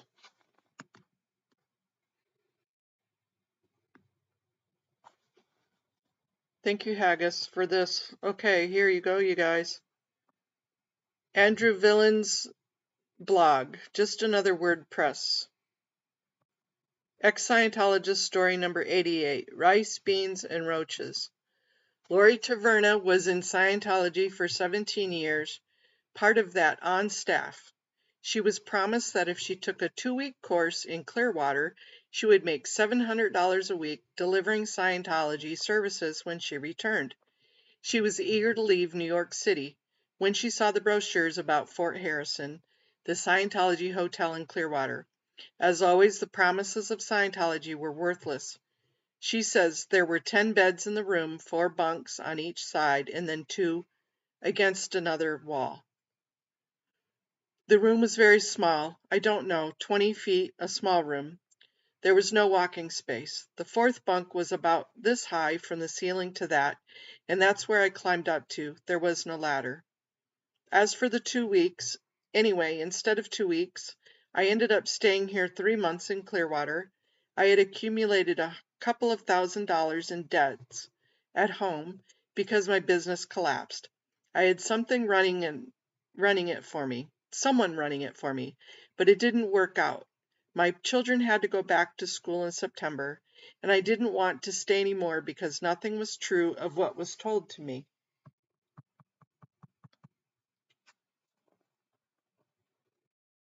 We had a graph of money in, money, and they would show us, and they would say daily, Ron Hubbard is not happy with the statistics. The hours are down. When the stats were down, they called them stats for statistics. When the stats were down at the Fort Harrison, the highest staff, they were put on rice and beans. They would have this for breakfast, lunch, and dinner. They were not allowed to eat any other food. When we went to the galley, we would have regular food, but the staff would have rice and beans. And this would stay until the stats went up again. At this time, Clearwater was taking in over $2 million a week. Specifically as to the living quarters at the Fort Harrison, or how it was to be there as a student or as an auditor, I mentioned that it was very overcrowded, and there's 10 bunks in a room. There were also many bugs in the room. There were roaches. There were ants on the sheets. There was, I don't know what it is. It's a very long, large bug that looked like a roach that would fly around the room regularly. Ugh. Speaking of the RPF, the internal prison system, Lori states, but all I know is what I saw. I saw a few people who looked very sick. One woman had sores all over her body, open sores. I went into my friend. I asked her if I am allowed to speak to her. She said, you can speak to your friend, but in the RPF, they're not allowed to communicate to anyone outside the RPF.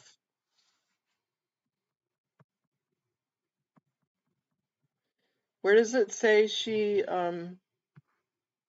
passed away?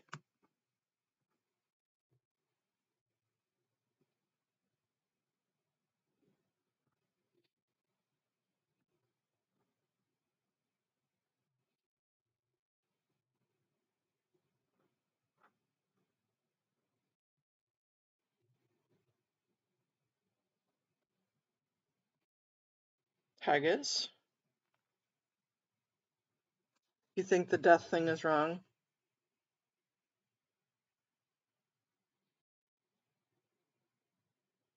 Okay, where did you happen to see that at though?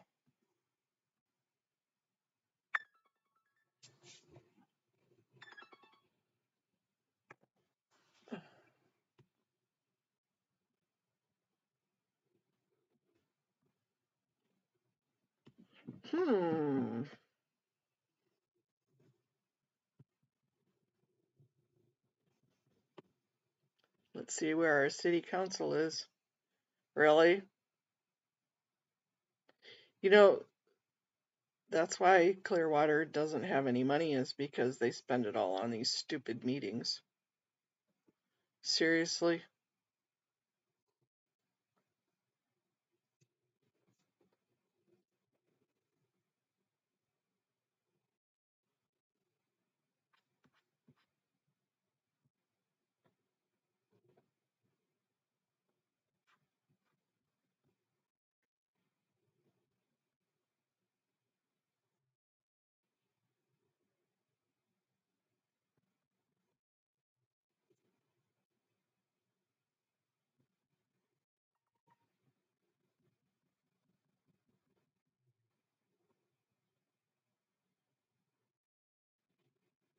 I'm looking to see public utilities.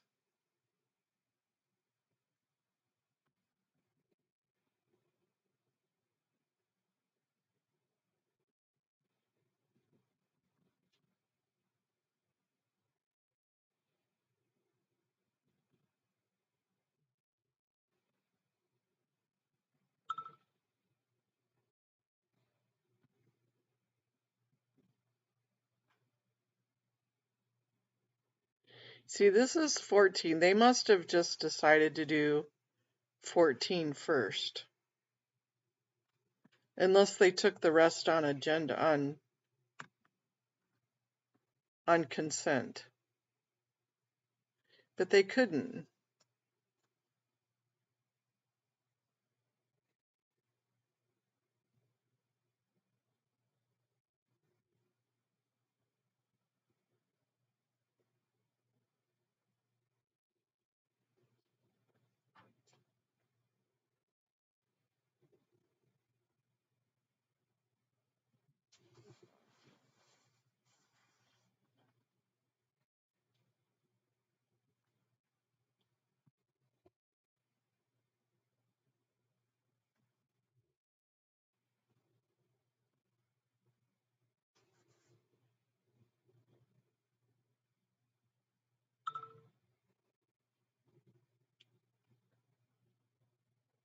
Me for you guys. I would love to see how her life turned out.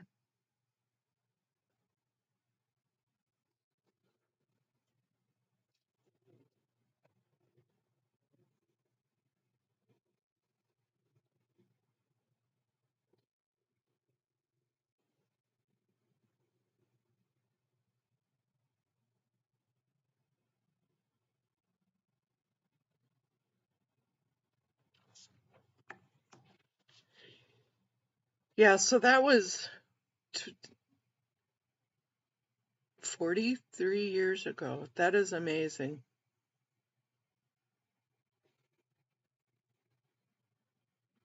It's amazing that nothing's really changed. They just hid it. They've just hidden it all these years.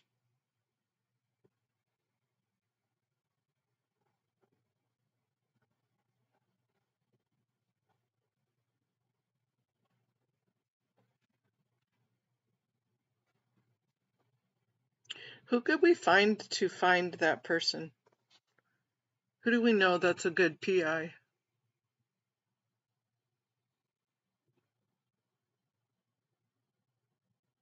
Hey, Bridge.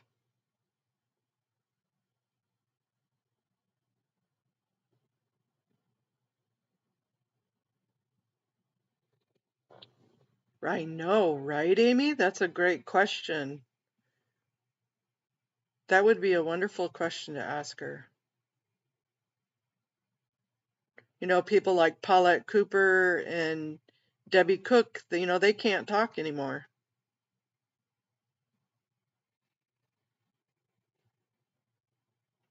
Mm-hmm.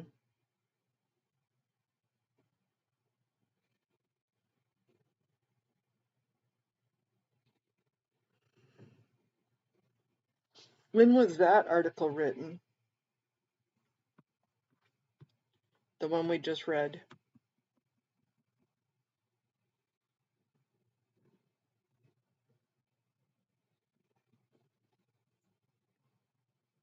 (2011, 2012). So shoot, that was 13 years ago anyways. So the Taverna one she may have died in a car accident since then. That was 13 years ago.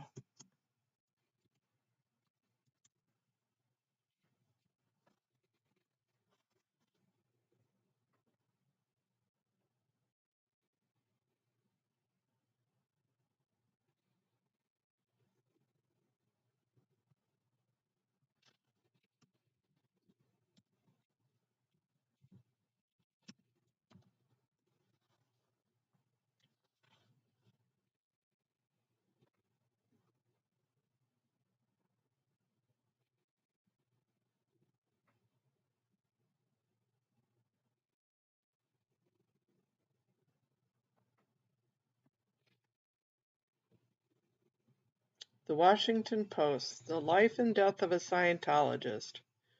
Oh, come on, really? You're not gonna make me do that. Really? Oh, you piece of crap. Come on.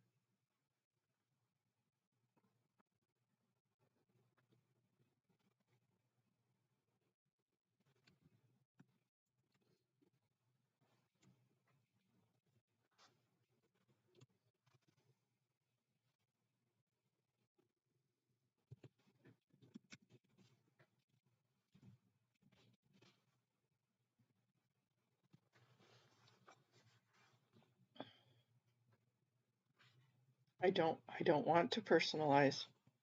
I want to just read the article. Damn you.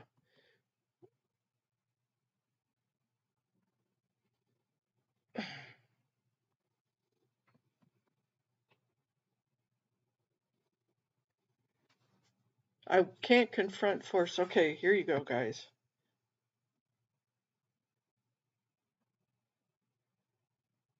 Beginning in November 18th, 1995, Scientology staffers following Hubbard's regimen for dealing with psychotic members kept McPherson.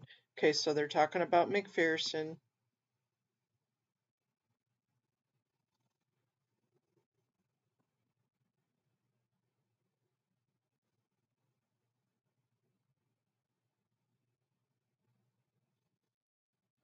I'm looking for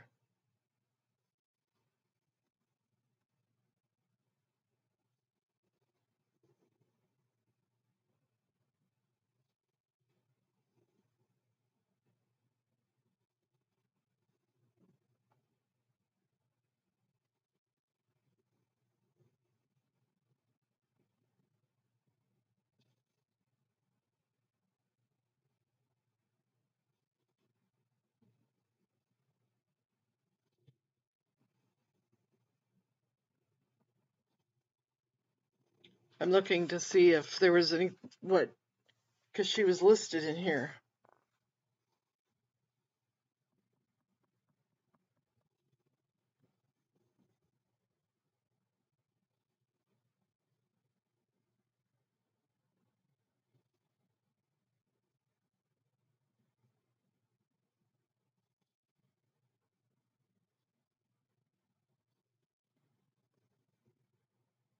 Sorry, guys, I'm just trying to read and do this.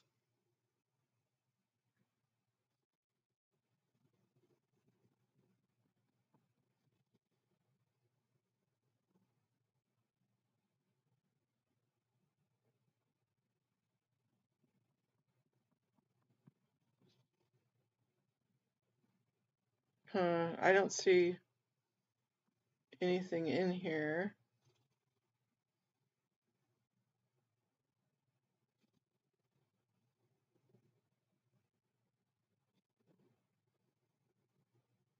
Michael Pattinson.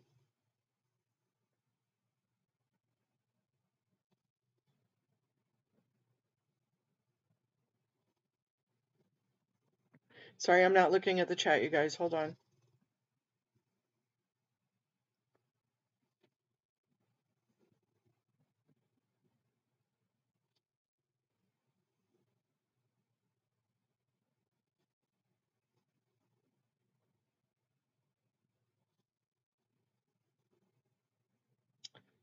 I still don't see.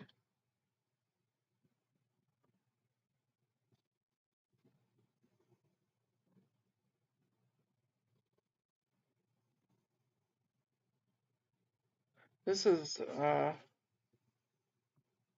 Benetta Slaughter.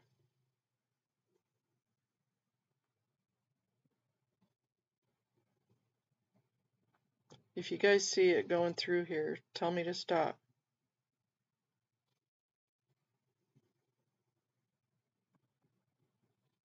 This is a long ass article.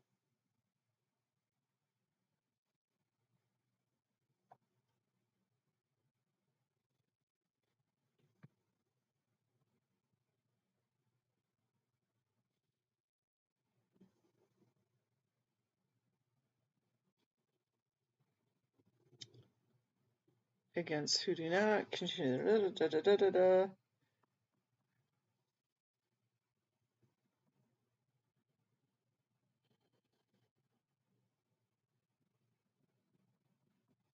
We're gonna find this at the very end of the damn story, I'm sure. DeMille.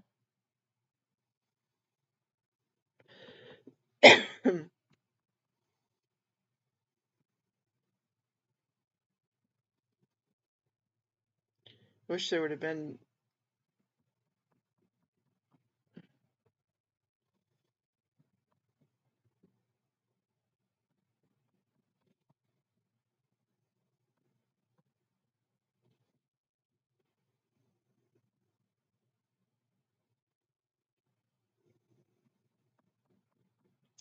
Seriously. Okay, I have no.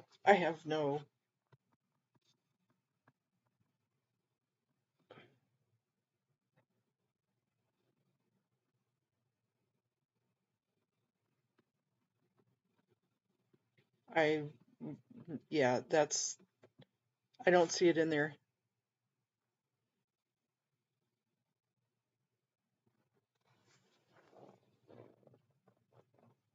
Control F.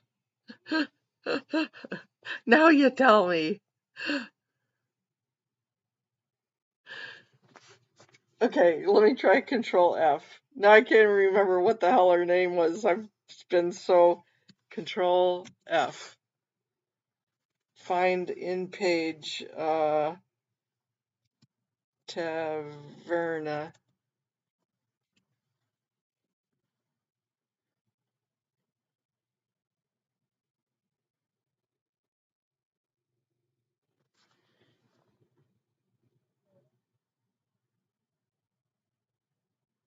Oh, it's just a reference to her testimony. Oh, well, that sucks. All of that.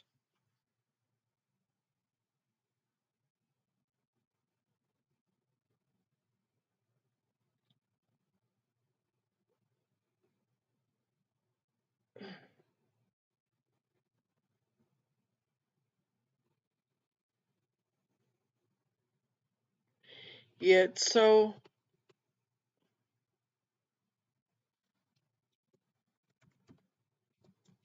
Let's.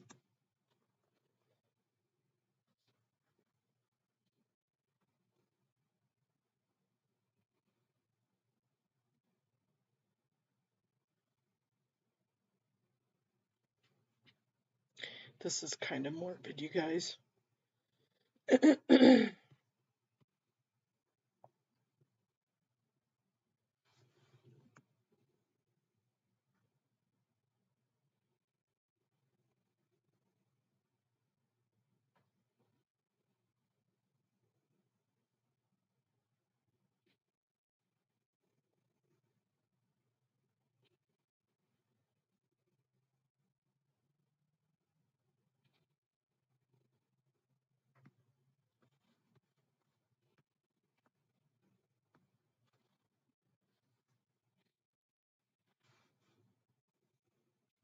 Oh, that's Lori Taverna's boyfriend.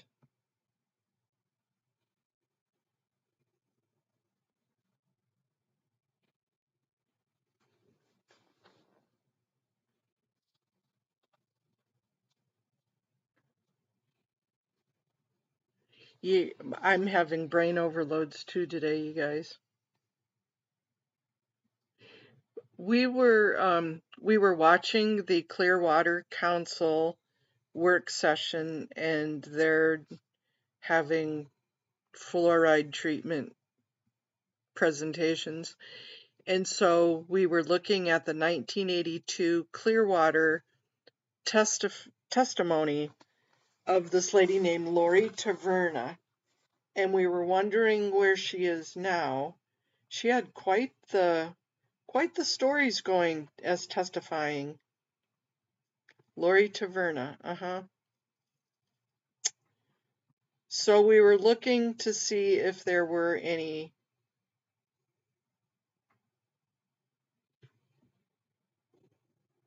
Let's see what they're talking about now, you guys. High levels of fluoride in their water.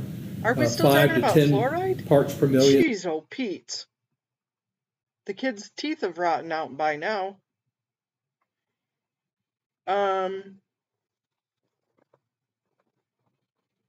Right?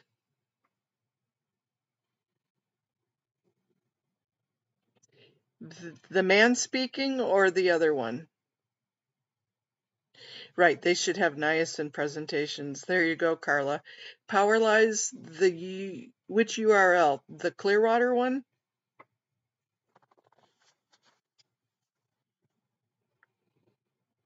Or the one that had the notices? We're looking for Lori Taverna, Powerlize. And she's from the New York area.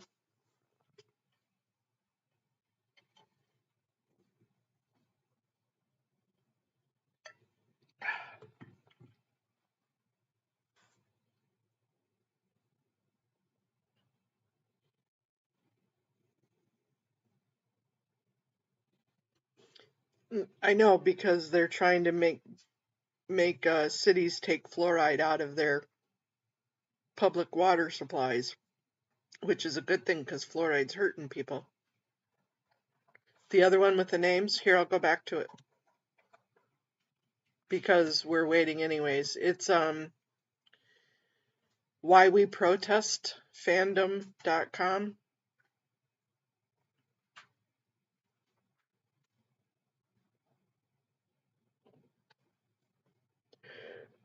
It was a list of names. Let me try,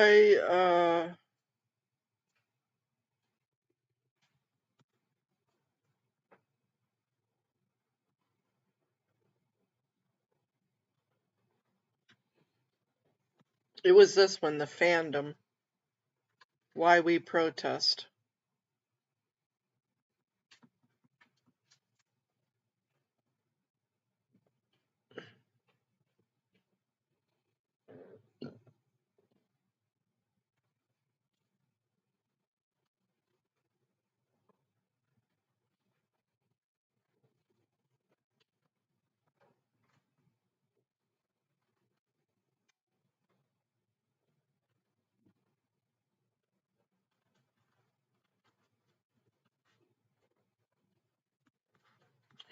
Powerlies, can you help us find this person?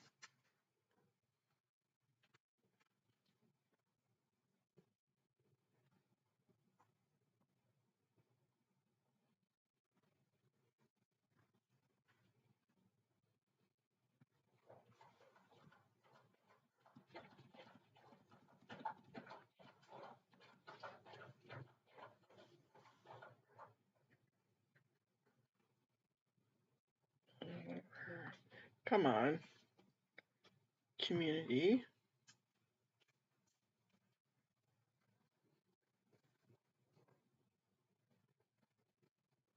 It used to be a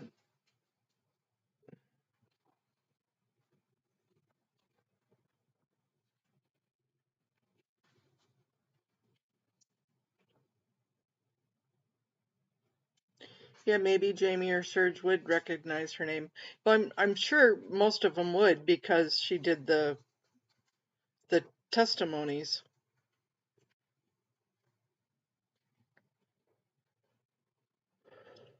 What we were what we were wondering is if she was still alive, how she would feel about these old. Lori Taverna is significant because she was a normal ex-Sciento, but talked about how Sciento had an open secret to get medical care in Mexico because nobody really thought Sciento was the answer. True. Yes, agreed, wise mama. Yeah, I usually see the names that pop up. Like where they're at and stuff like that, but I can't find it. Usually it pops right up. Not with the Scientology deaths, though.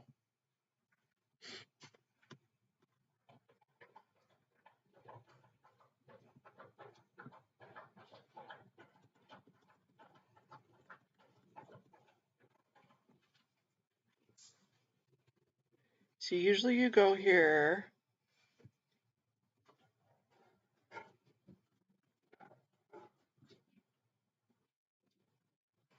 Here it is, the Foreman church members.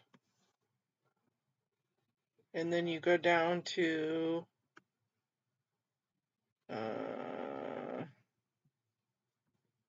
well, you try and go down to Taverno.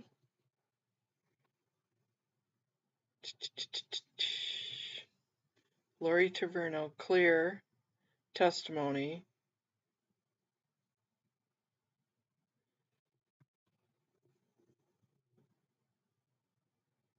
So here's her Scientology completions.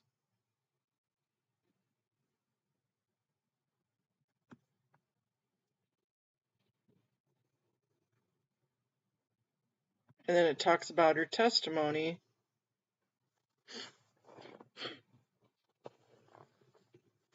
Here's her written testimony. We're just wondering where she's at today.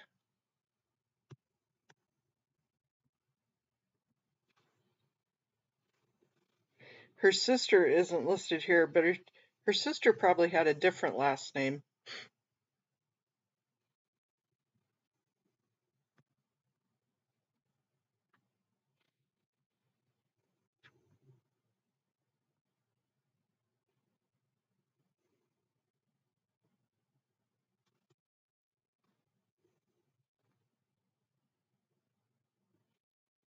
You think she might be in her 80s?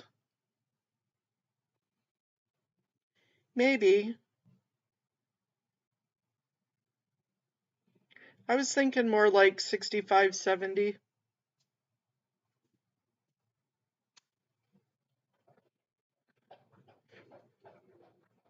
Hmm.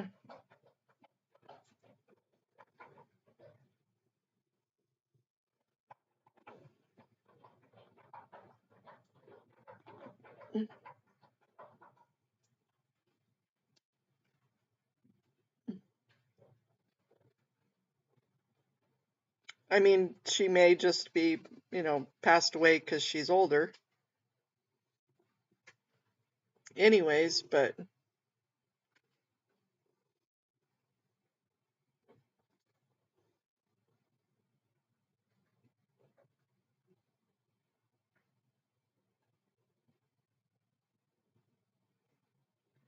a taverna, an Italian restaurant. There you go.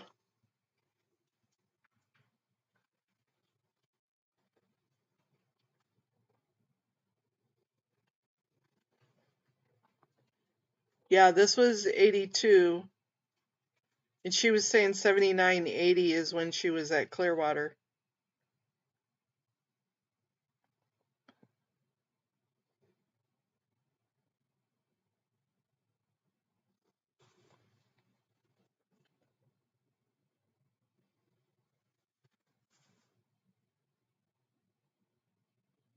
And not Scientologists. Ex-Scientologists have a way of not making it very long.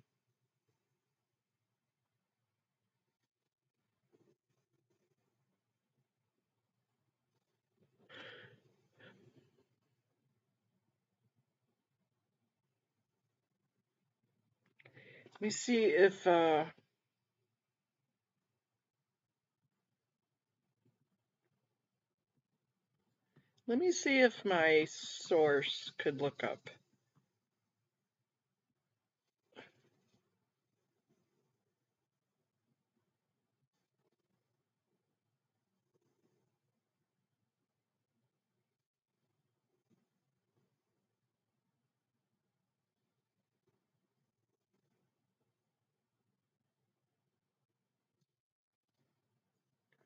Ooh, you should have said something. I would have just stayed. Marcia, that's all right.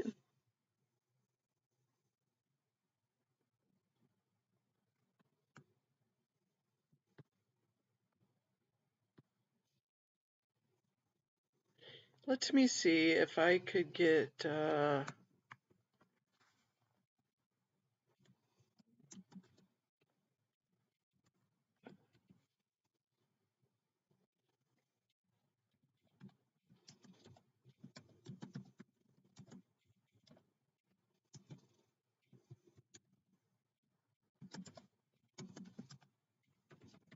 let me see if I can get my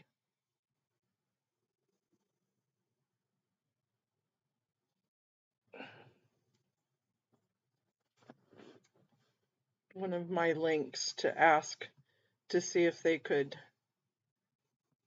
somebody that does a lot of research for me.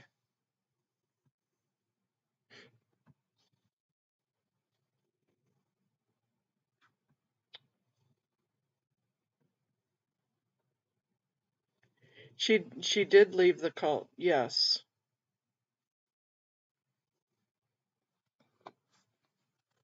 But there's got to be a record of her. I mean, you can find your next door neighbor, for gosh sakes, on Facebook.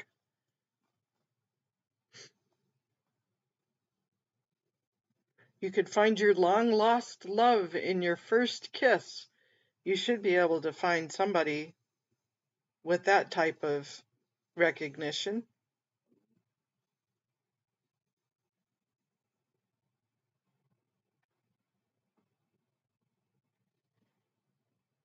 That's a good question. If somebody knows Tori, they should ask her.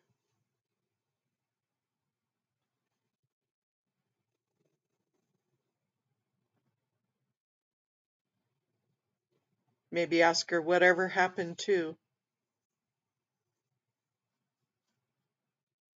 Why, thank you. I shall do that, Power Lies.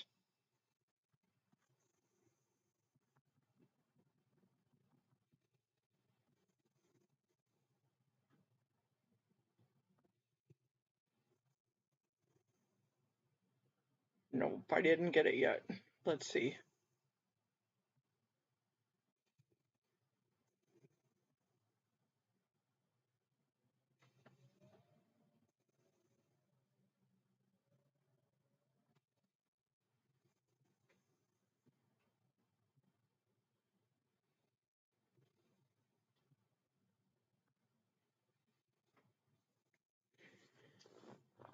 It's got to wait for the Willy Wonka world to put it all, take the message apart and then put it all back together.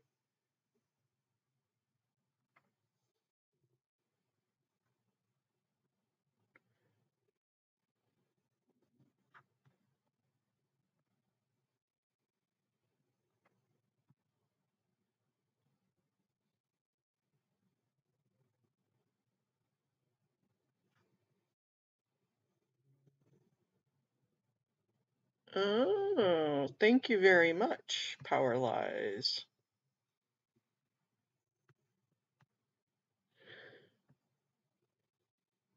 I wonder how much trouble I would get into.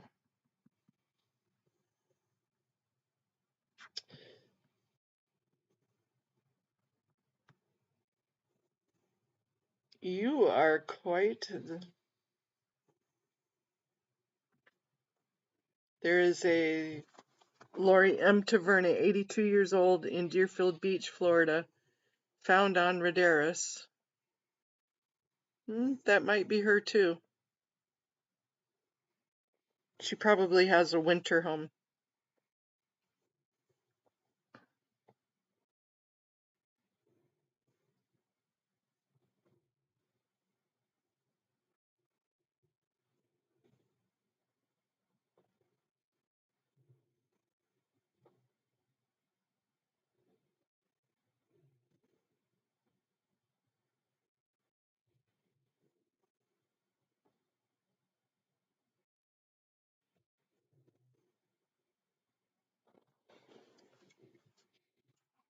You know, I'm just going to be bold.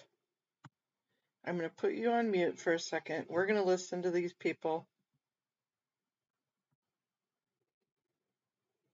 I don't know, I feel like I should brush my teeth after all this talking about dental care. Bottled water? But I think we'll come back to that later on. Okay, very good. Yeah. So with that, we'll move to item 3.1 on the agenda. Authorize a guaranteed maximum price proposal to Coors Construction, Inc. of Pinellas Park for upgrades to an aging electrical system, aesthetic improvements, and lighting of the pool equipment at Ross Norton.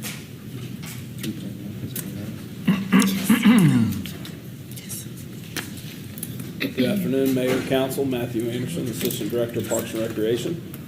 The GMP before you is to upgrade the electrical system at Ross Norton. We recently put in a new propane pool heater to offset people that swam at the Long Center. This electrical upgrade will not only benefit that new heater, but it'll also benefit the pool and the restrooms overall.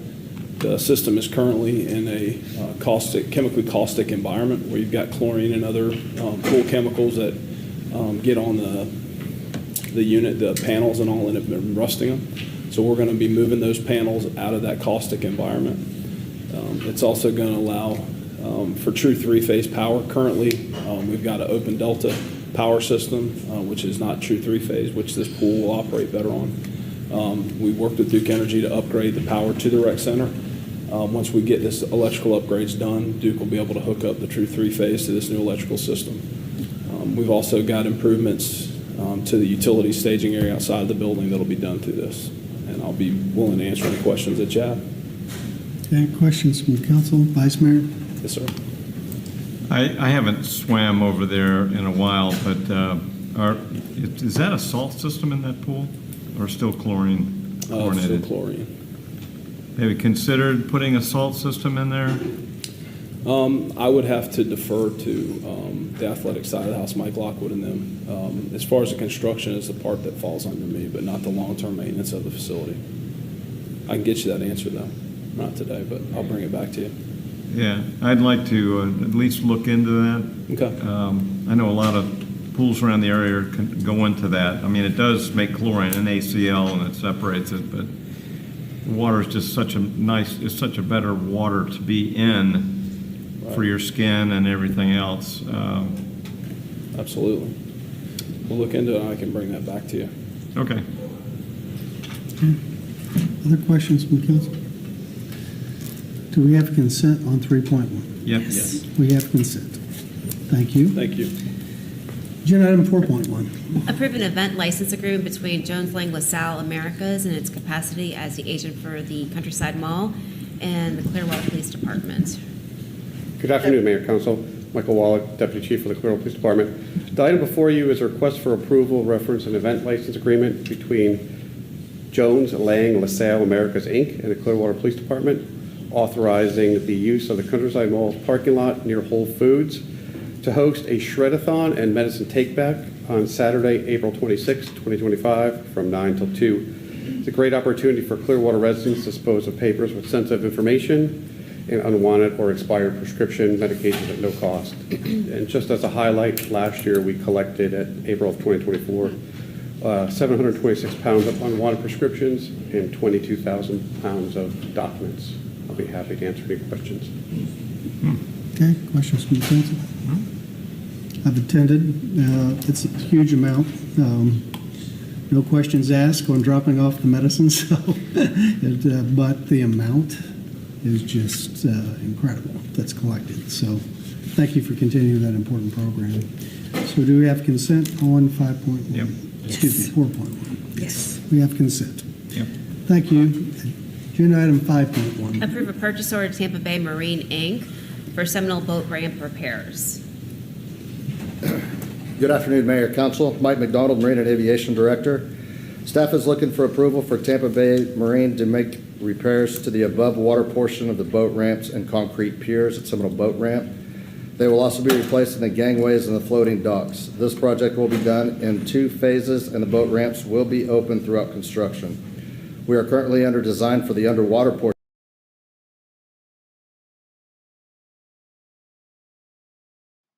We'll put that on mute while we're waiting for them. They're at 5, so hopefully this will go quick.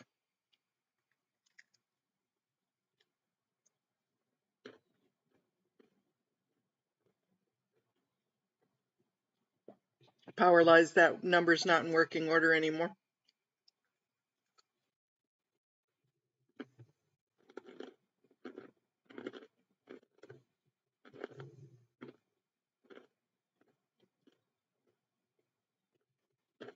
I bet you the Florida address is more current.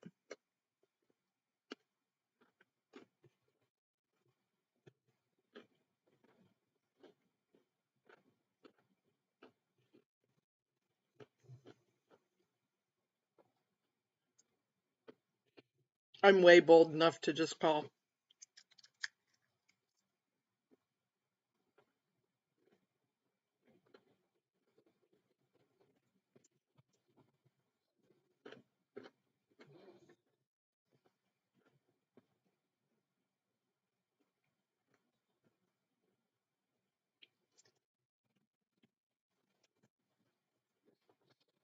Wonder where's Deerfield Beach?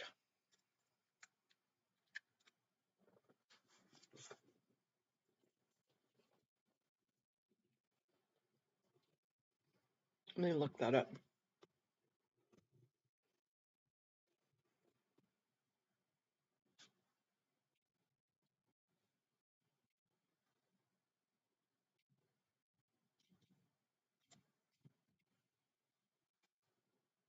Deerfield Beach, Florida.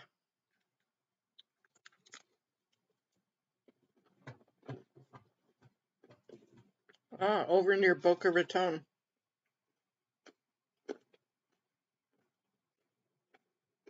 It's pretty.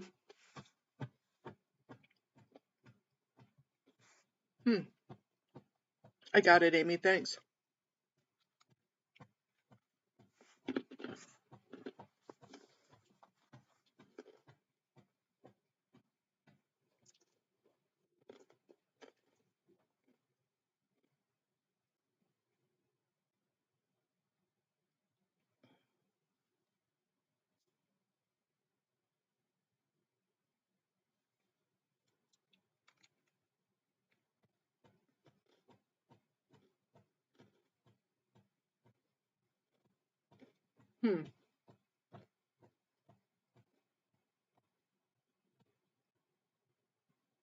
I see we find her sister's name too.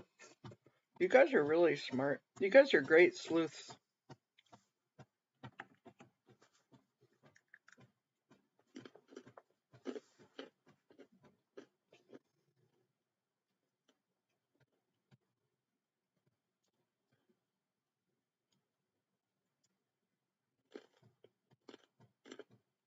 Remind me if I ever want to go hide, not to tell you guys any secrets on where I'm going.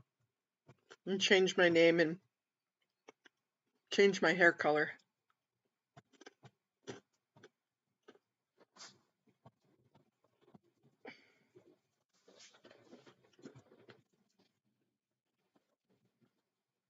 Make sure I walk with a limp.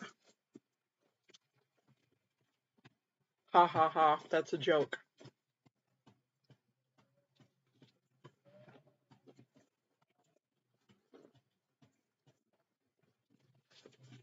Uh-oh, did we freeze?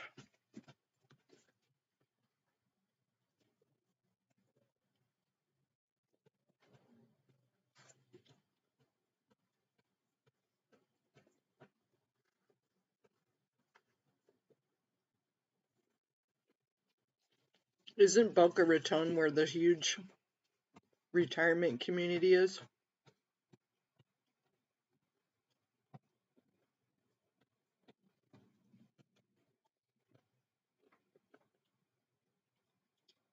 Always reminds me of the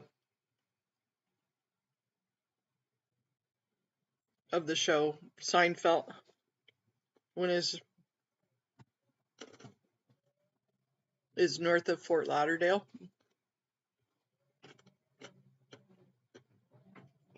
Of course, I'm sure there's lots of retirement communities down there, because it's kind of retirement community central. Here you go, buddy. Finish my chicken. There you go, good boy.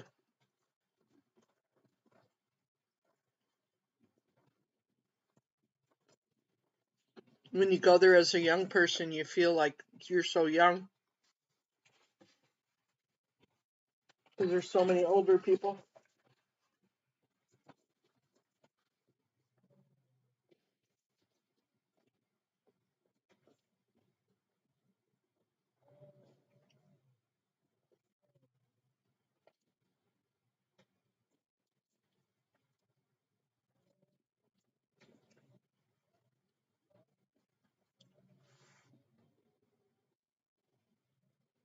Yep, the Villages. Oh yeah, that is the name of it.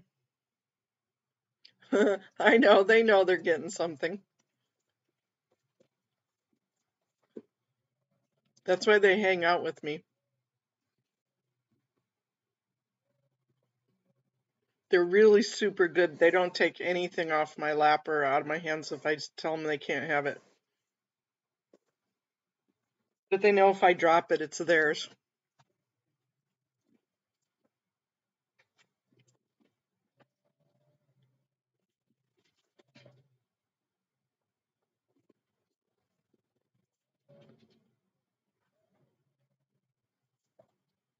So regarding the proposed vacation of Garden Avenue, several of my colleagues a few months ago committed to the city that working around that closure is something that we could do.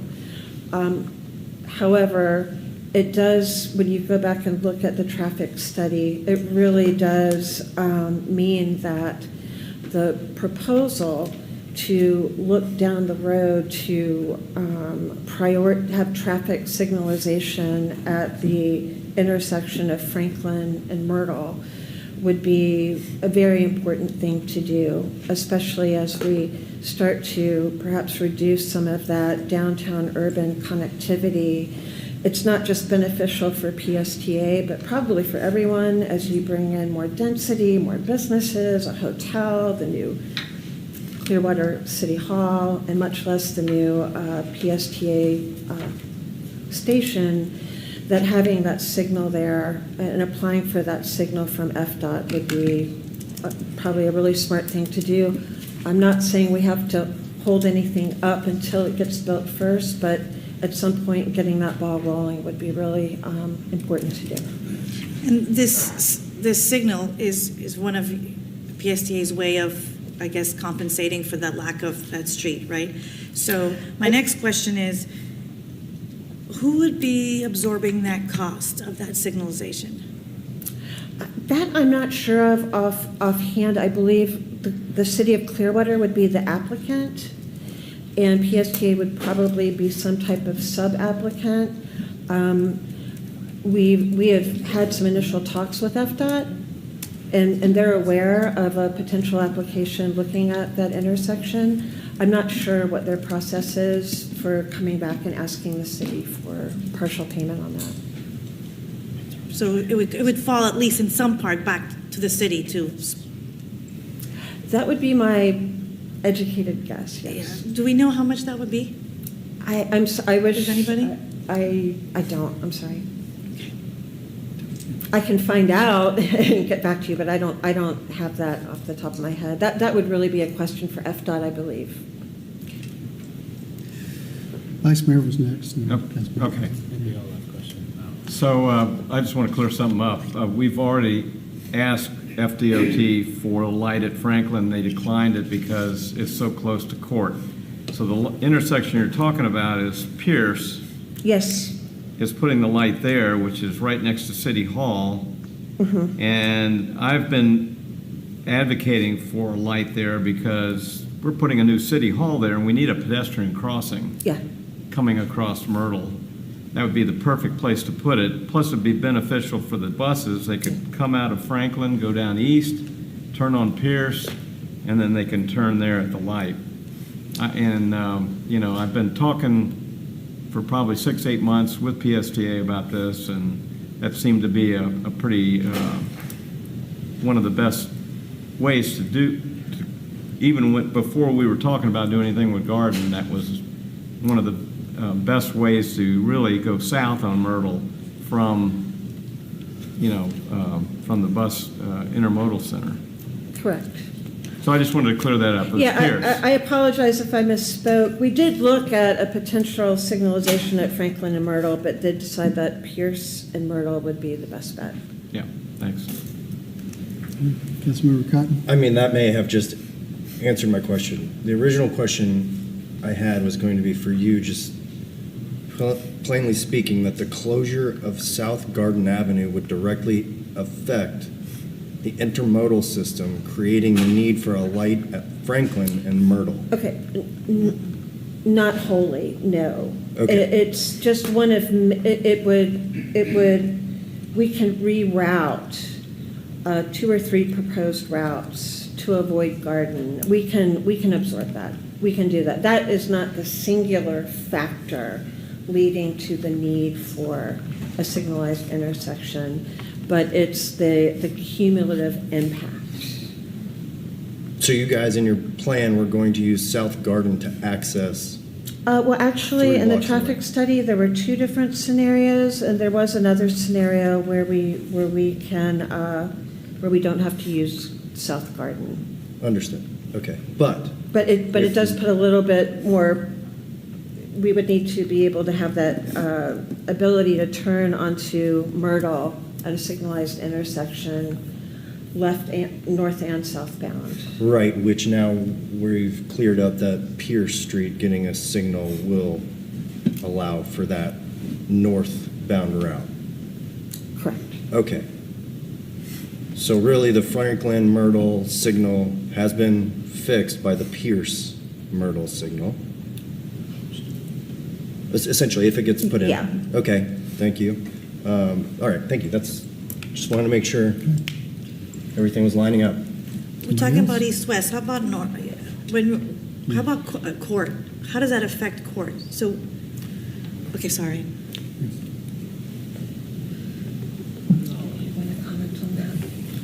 Yes, ma'am. Good afternoon. Devin Deal, Planning and Data Analyst Manager. With the closure of South Garden, there would be, in one plan, we have 9 buses an hour traveling on South Garden. With the closure, those would instead just travel north on Myrtle and then turn on to Franklin to access the transit center. Councilman Medina? No, my question was basically answered with that. We were talking about North Garden, and we all of a sudden started talking about absorbing costs for lights and. Well, I want everybody else weigh in first, but first of all, we work together and we're trying to figure this out. Discussion. But what was said at the council meeting the other night was not accurate. This is a street that gets used every day. Thank you. I drove through it this morning. I drive through it every day. I know a number of people, some of us on this dais, drive through this street every day. Thank you. And public transportation. I've seen flag buses coming across that part. Right? In addition to use, the parking spots on there that we collect revenue for, it's not a huge amount of revenue. Why? Because there are not a lot of parking spots along there. But I can tell you that they are often full, completely full, particularly when there's an event at the flag building. So that's just not accurate that this is not a street that's already used. It's used a lot. And the reason it's not used more has to do with the status of the success of our downtown area. I use it a lot because I have a reason to come down and use it. But I can tell you that if we had a more robust downtown with the public coming down to events, particularly to access Cleveland Street, we would have more traffic on this street. And so I don't know that we did any study on what the impact would be on future traffic if we are able to develop a more robust downtown Clearwater of closing this street. But I can tell you, it's used. It's used frequently by a number of folks who live or work downtown every day. And I think our goal would be eventually to have more success downtown and more robust and have more arteries open. So Somebody's I talking appreciate with you some sharing common that freaking because sense. that's something that I don't think was clear the other night. But that street's used quite a bit. And I think we should be careful in thinking short term and not thinking long term about what closing that street could mean to access to all the downtown, which we want to make grow and prosper. So thank you for sharing that. Thank you so much for coming. Thank you. Yeah. Oh, and thank you, Councilmember, Vice Mayor Albritton, who's on our board of directors, and thank you for your service to PSTA.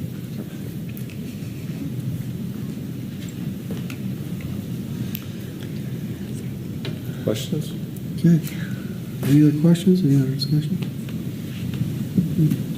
I don't necessarily have any questions. I think this will probably come on, we'll revisit this on Thursday and we'll have a deeper dive. And it's on the agenda later on too. Somebody else has something they want to add after thinking about it. But again, we're not,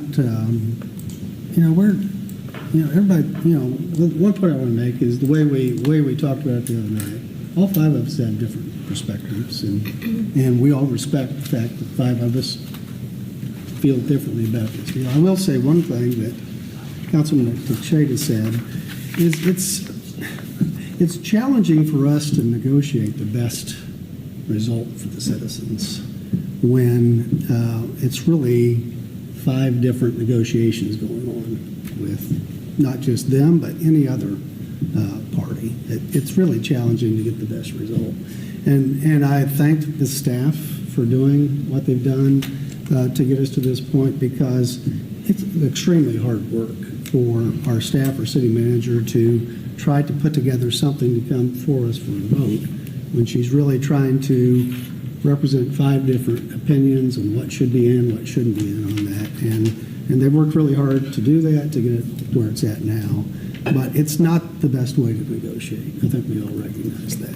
So. Can I finish? Yeah. I thought I was in the middle, but thank you.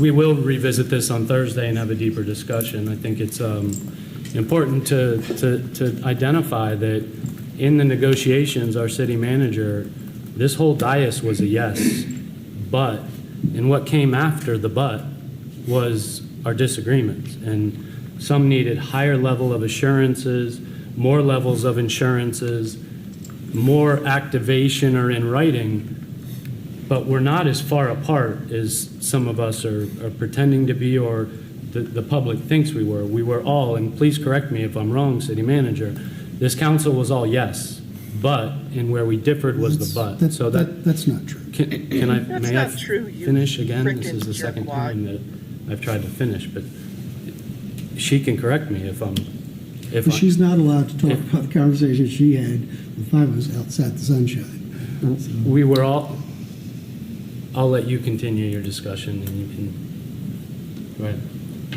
You weren't all on the same page there, mister.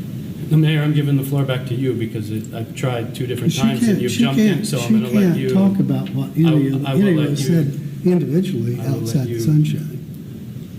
Are we in the sunshine currently? I was going to say, I believe I can that's why- at the dais. Well, she can't talk about conversations she's had outside, which she's had prior to this. I don't think that's true, sir.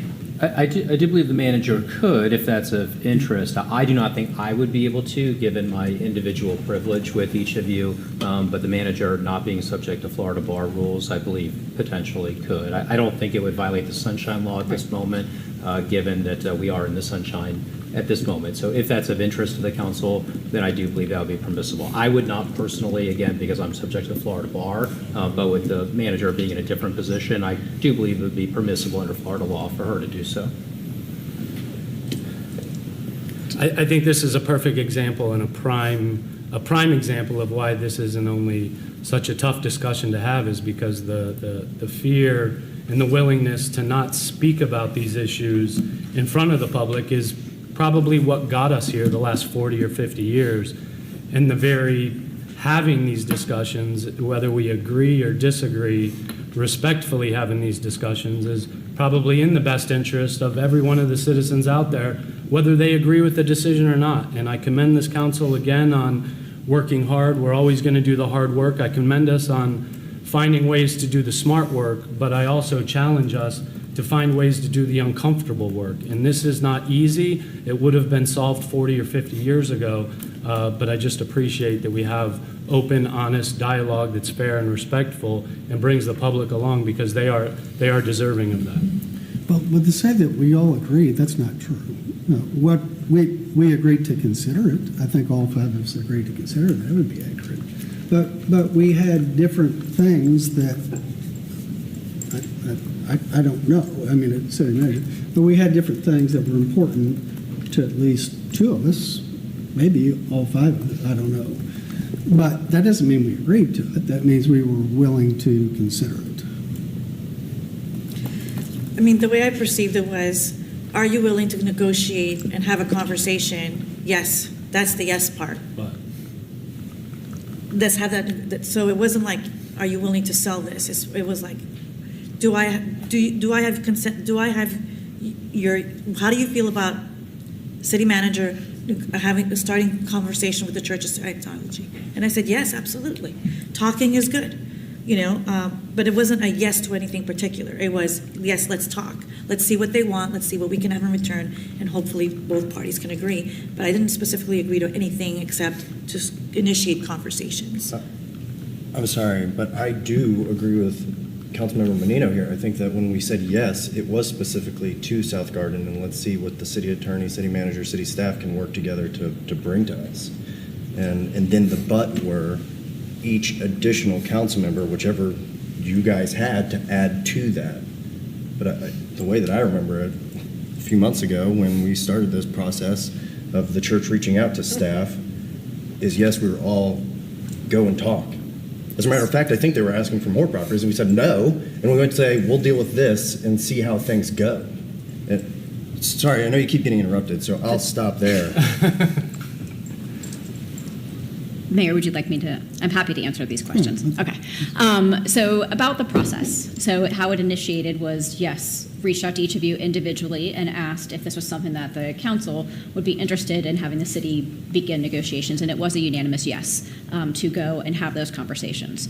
Once we got started into that and got some more specifics about what the Church of Scientology was looking at, brought that back to each of you, again, individually, and asked for what would be important to each of you and if this type of a deal was going to be successful. And so all 5 of you participated in that process in terms of giving me, as the negotiator, items to negotiate for in exchange for giving them Garden Avenue. And so then we went through that. And as going through that, we shaped what that would look like, brought all 5 of the options to the Church of Scientology to see, to negotiate that. What you have in front of you today is a result of those negotiations, which did not include everything because the Church of Scientology said there were certain conditions that they were not interested at that time in exchanging the Garden Avenue for. But it was my understanding that should we have what all 5 of you individually asked for, then that would be a possibility of a positive vote. So That's what I was thinking, to clarify, I think what Councilmember Menino is saying is that there were options provided that if that was a successful negotiation individually for what you wanted, that then there would be a positive, affirmative vote. I hope that answers the question. True. We all interrupted. But we were all open to it. And that's true. That's exactly what I said. I didn't say you agreed to contractual terms. I just said we were all a yes, please no negotiate, and here's the level of assurances that the warm fuzzies on the other end that made each of us comfortable at a different level. Coming back, these are the terms that in a negotiation played out from both sides. Not all of our assurances and warm fuzzies were met, and that's why we're where we are with some discrepancies and disagreement. But in the beginning of it, it was a yes, please negotiate. Exactly. And this is where we are. So that was the only comment I made. But again, I'm glad that we're finally having these conversations on the dais in the public and bringing the public along. This is healthy for our city. And if I may, just one other point in this. And so, as is with any negotiations, how I get the authority from the council individually is in terms of like a range, right? And so in this case, what was asked of council is, at what point would you say no, for the vote? And so that I could frame a good set of arrangements and what would be acceptable to the council as a body, which, as you mentioned, Mayor, is hard to do with 5 individuals who have very different ideas. So just in terms of how that got structured, that's how we did that, was through the authority of talking to each of you individually. And so the public understands too, that's what I was trying to explain earlier. The challenging part, she can relate to us generally how others feel about it, but she can't tell me what any one of the individuals here have said directly. That's part of our law in Florida. So, which makes it even more difficult for her to put together a plan, a project here. But I just want to make clear, all along, and I said this the other night, if the deal terms I felt like were favorable overall to the citizens of Clearwater, I would support it if we could have gotten a deal. The deal terms in this are not what I think make it valuable enough to the citizens to approve it.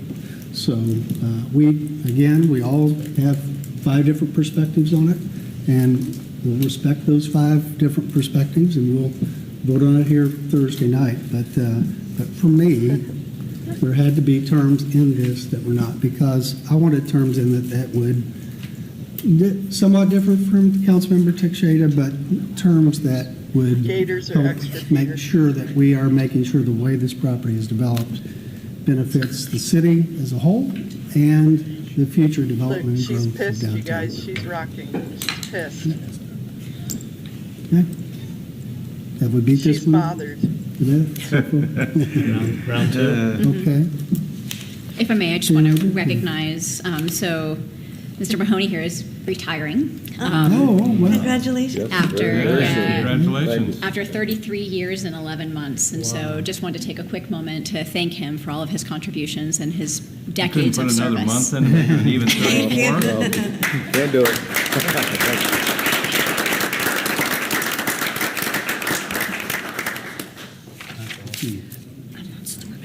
Okay. I think we need somebody to send in a comment about the sunshine laws With that, move to agenda item. before tomorrow at 5. We're on 5.3. She's pissed, you guys. Approve underground conversions agreement and utility relocation agreement with Duke Energy of Florida. Thank you. Good afternoon. Mayor and Council, Tara Kivett, Public Works Engineering. The underground conversion and utility relocation agreements supports the city's need to underground utilities adjacent to City Hall project. CRA trustees earlier today approved CRA to fund the cost of this work. The Duke cost is $671,000. Yeah, she was like totally so. Yeah, I think so, Anne. The lady with the gold shirt, she was just sitting there going, I hate my job. I hate my job. I hate my job. You could just see it. I hate this board. I hate this council.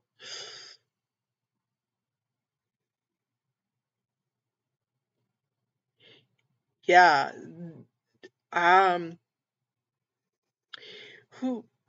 Wise Mama, can we type something up to send it by tomorrow at 5?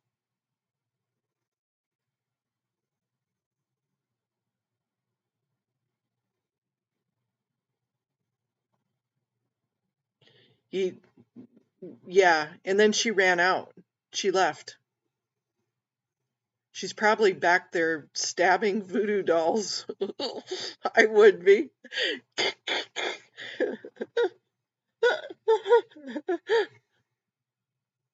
And I'm not into voodoo dolls. Yeah, she voted against it. No, the quilted chest dress lady.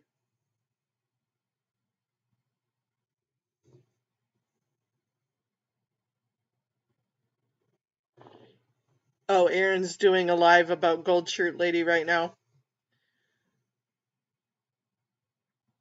Well, he's not watching live. He's not getting the good stuff. Yeah, I think we need, we as in all of us.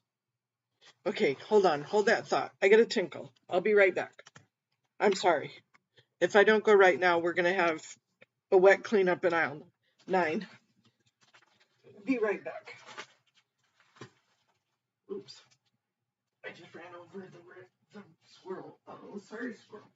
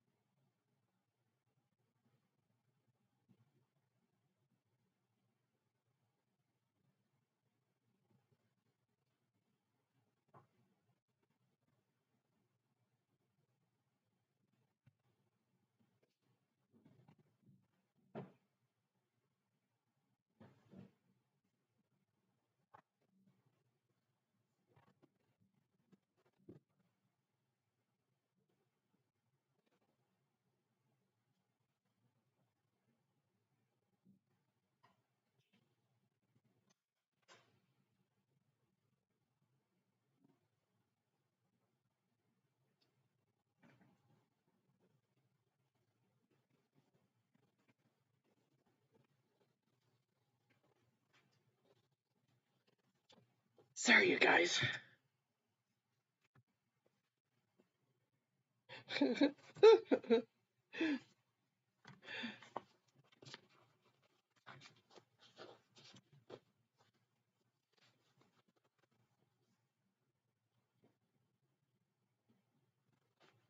Oh yeah, we almost had wet cleanup in aisle 9. I made it though. Phew. What did you do, Peter? Okay, they're only on 7.1. We still got 4 more items.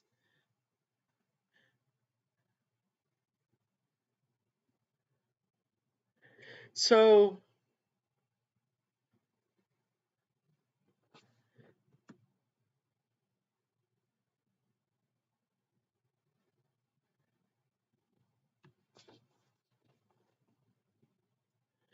yes, oh my gosh, I have a football bladder. I get about a 2-minute warning.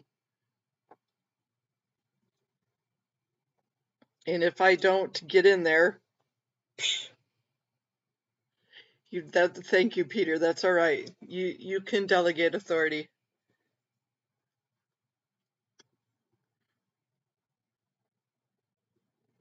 You can be authority.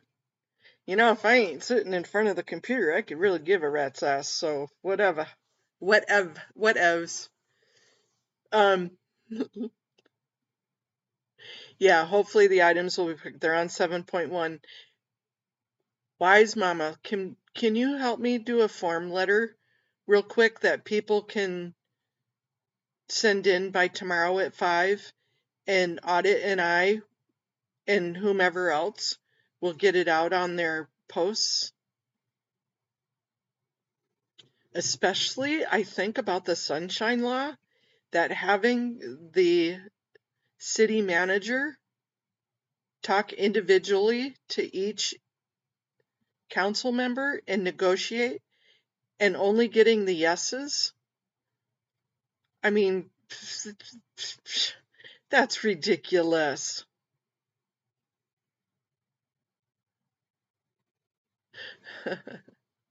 I had one like that too. You wouldn't know till you smelt it.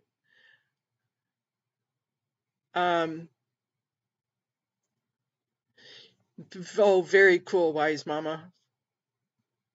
You are my hero. You have a cape on today. Thank you. And then we can all email it.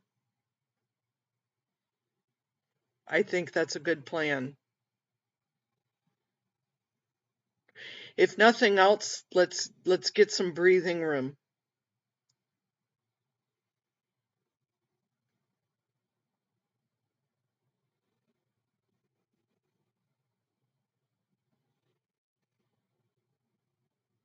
You know, they need to know they are not going to do this again under a veil.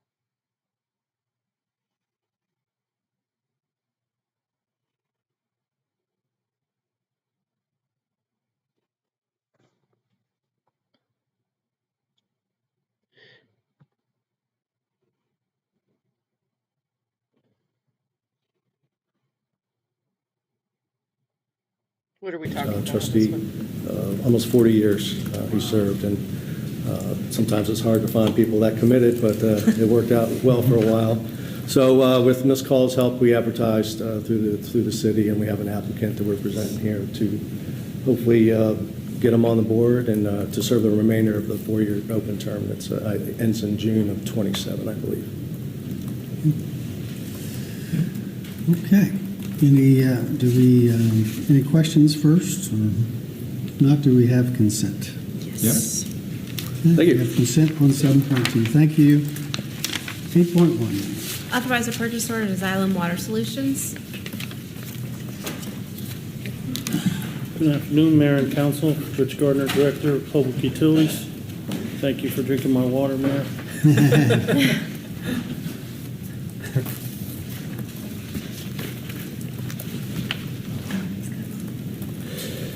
The item before you today is the authorization of a purchase order for a sole source contract for float pumps, parts, and service for the water and wastewater systems. The pumps are used to replace existing equipment in kind Replacement of pumps with other manufacturers' equipment would require re-engineering and modification to the existing piping systems. We're recommending award to Xylem Inc. in the amount of $995,000. Bless you. This is a one-year contract from April 4th, 25 to April 3rd, 26, with the option for 2 one-year renewals. And this is, I wanted to show you guys a picture of a pump. These are our largest pumps at the Marshall Street facility. That's Dan Trueblood, the maintenance manager, and he also is the one that negotiated the 15% discount. We went from a 9.5% discount to 15%. So, Yeah, thank you.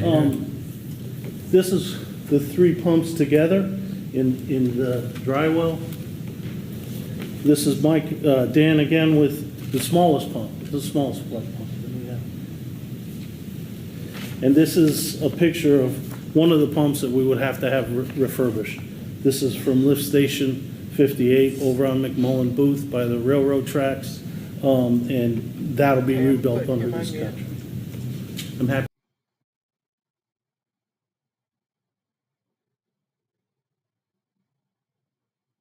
Let me see.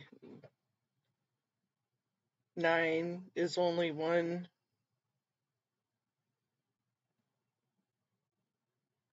And then 10.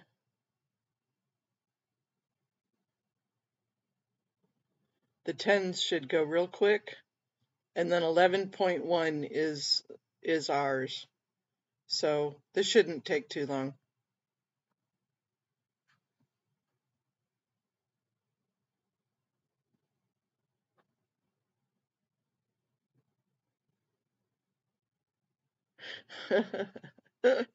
And that's funny.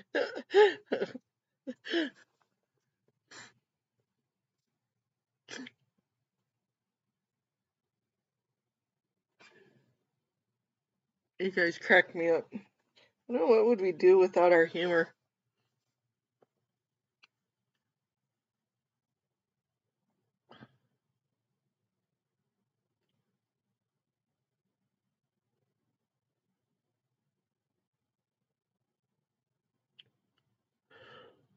Oh, so that is our homework tonight, you guys.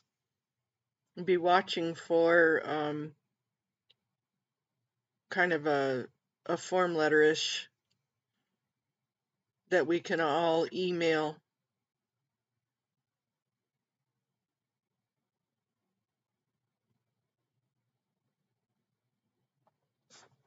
Specifically about their process. That can't be legal.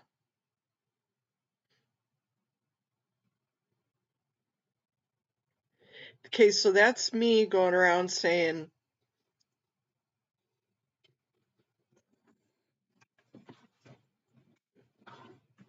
the Smiths want to buy my property, and we all have to be in agreement in the neighborhood to sell my property. What would it take for you to say yes? And neighbor 1 says, oh, I want $5,000 and to be able to walk my dogs. And neighbor 2 says they want blah, blah, blah. And neighbor C says there's a... So then the negotiator puts them all together and says, here you go, Smiths. These are all the yeses you need to comply with, and we'll sell you the property. And they say, well, we don't want them to walk their dog, and we only want to pay $3,000. But we gave them all the yeses.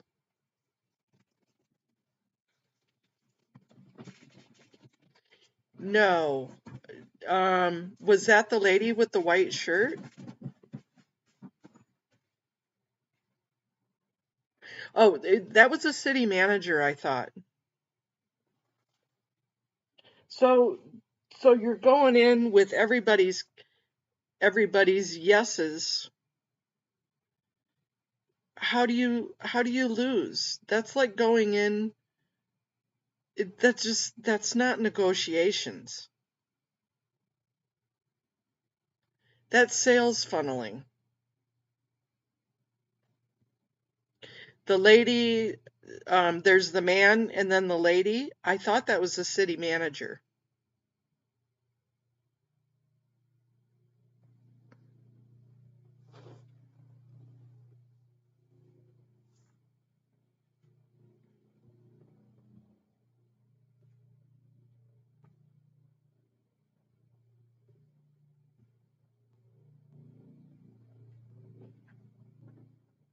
I've actually got a plane flying overhead. That's odd. The city manager was in the gray jacket. Yeah, this lady here, let me show you. This lady right here is the lady that was the negotiator. That's the city manager.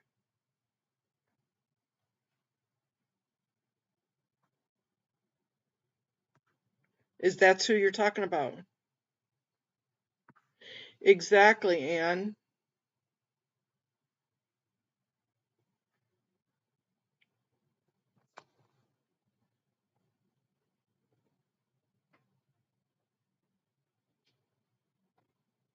The lady on the far right did all of the negotiations before she brought things individual to each commissioner. All right.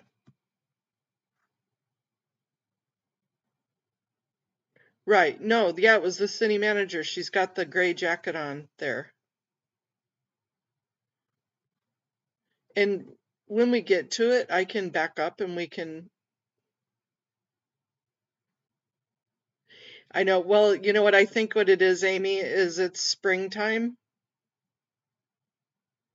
And it's probably crop dusters, but we don't have crops yet.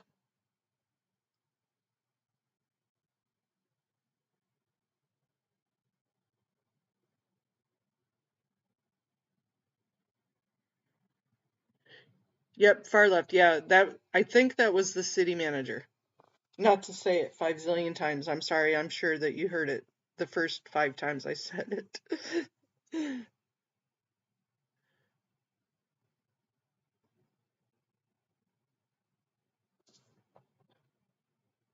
So they're on 10.1. This one, these should go quick.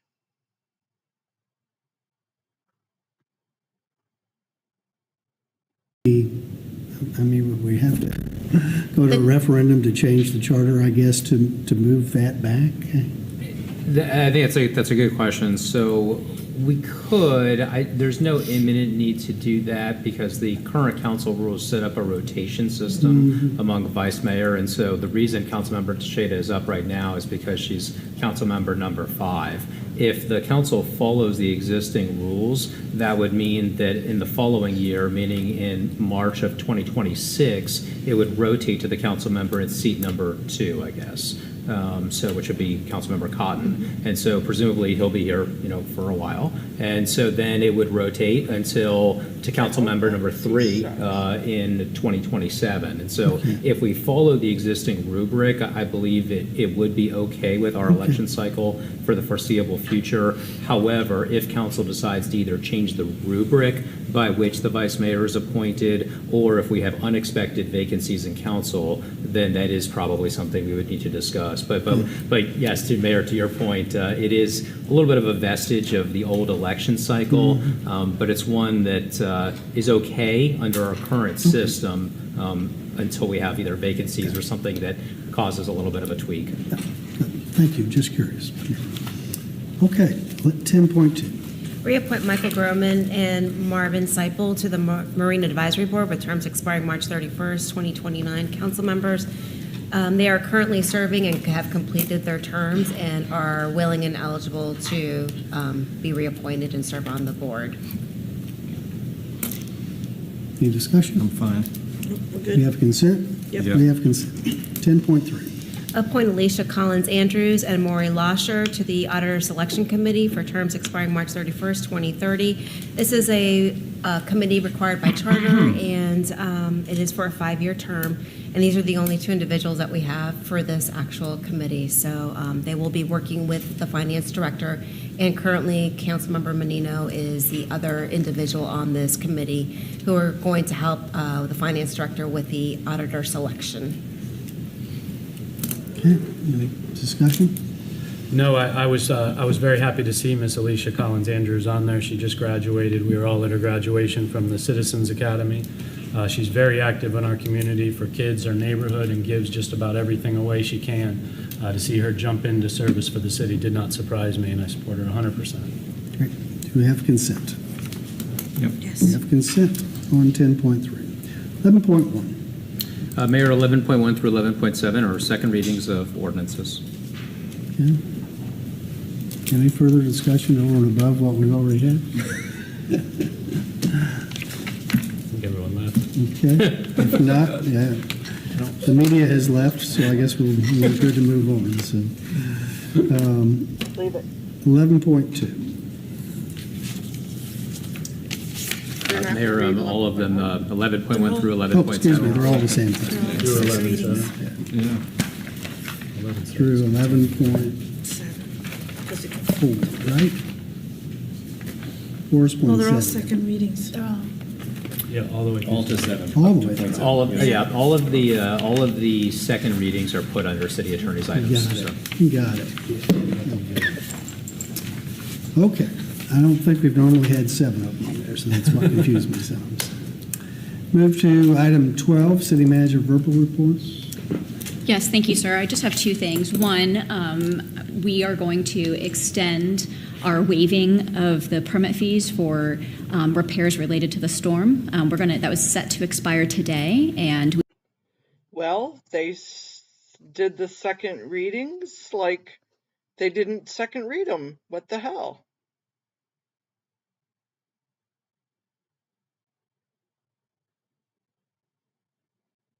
They went right to 12.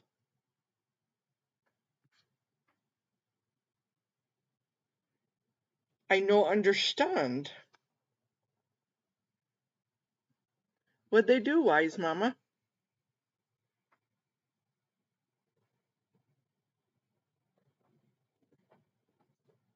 They kind of said it was the city attorney and then went to the second readings and then went right to 12.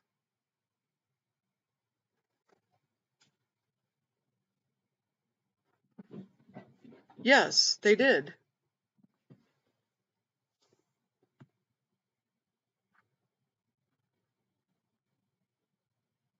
I made some brief notes when last time this came up. I didn't really have anything because I didn't want to spill my presentation. But my notes are to go towards each one of your concerns posed from the last time we had this discussion, not making it political, getting your fluoride in our water system, and then studies. Can you trust studies? Can you not trust studies, right? So I'm going to point out the 2024 federal court ruling. That was an Obama-appointed judge that made that ruling. So you have that. We can see that the HHS secretary that's currently elected, he was a Democrat, switched to independent. He is now our HHS secretary. This, for me, is just about public health. You put away the political organizations and just look at the overarching systemic medicating that we're essentially doing. However you believe these studies are going, I mean, we're probably not going to change your mind at that point, as the Surgeon General alluded to. But I would just challenge you, like if one of those studies is accurate, or considerably accurate, then that means that there is some sort of health associated risk that we're taking. And maybe some of us up here are doctors. I doubt any of us up here are medical doctors, but you might have a doctorate in whatever field you studied. But I can tell you that any dentist, any doctor that even comes on Thursday night, you have to get consent before giving a medication. Even as a paramedic, I have to get consent, unless you're unconscious. And then even then, I do medication checks with the other clinicians on scene before giving something, right? So no matter if it's 1 milliliter of fentanyl or 0.1 milliliters of fentanyl, it's fentanyl that I'm giving, it's a medication. The FDA sees fluoride as a medication, no matter you're giving it 0.7 mLs or 10 mLs. Yeah, I have no clue. Where's Bunker when we need him?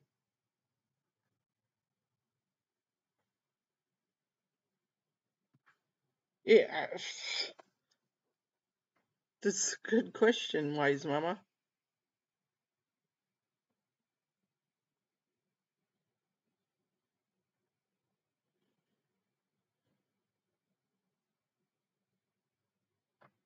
they said he was asking about each of the ones and then said, well, yeah, they're all under the city attorney.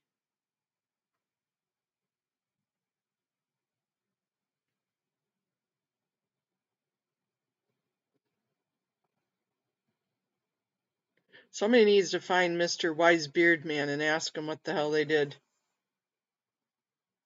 Well, that was a waste of 3 hours.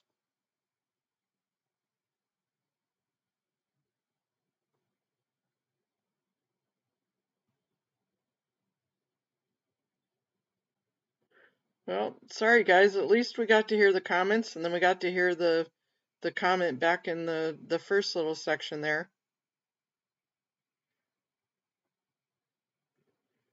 Okay, well, let's get to work on some comments that we can get emailed in by tomorrow at 5 about how they're breaking their own laws.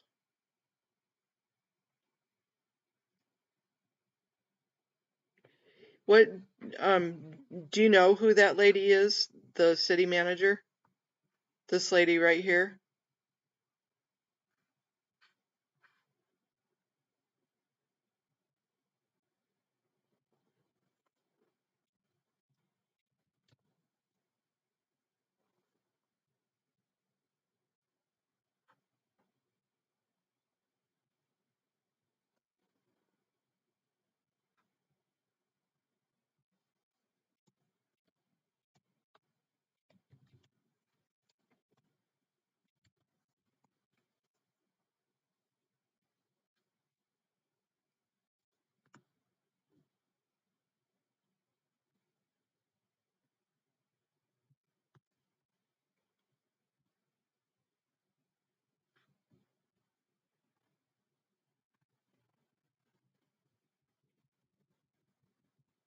Here, there she is, Jennifer Poirier.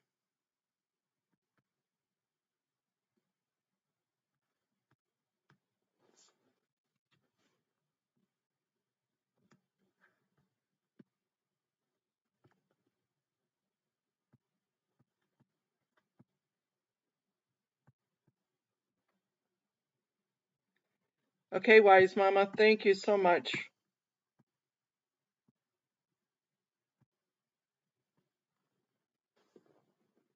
No, she's not on the council. She's just the city manager.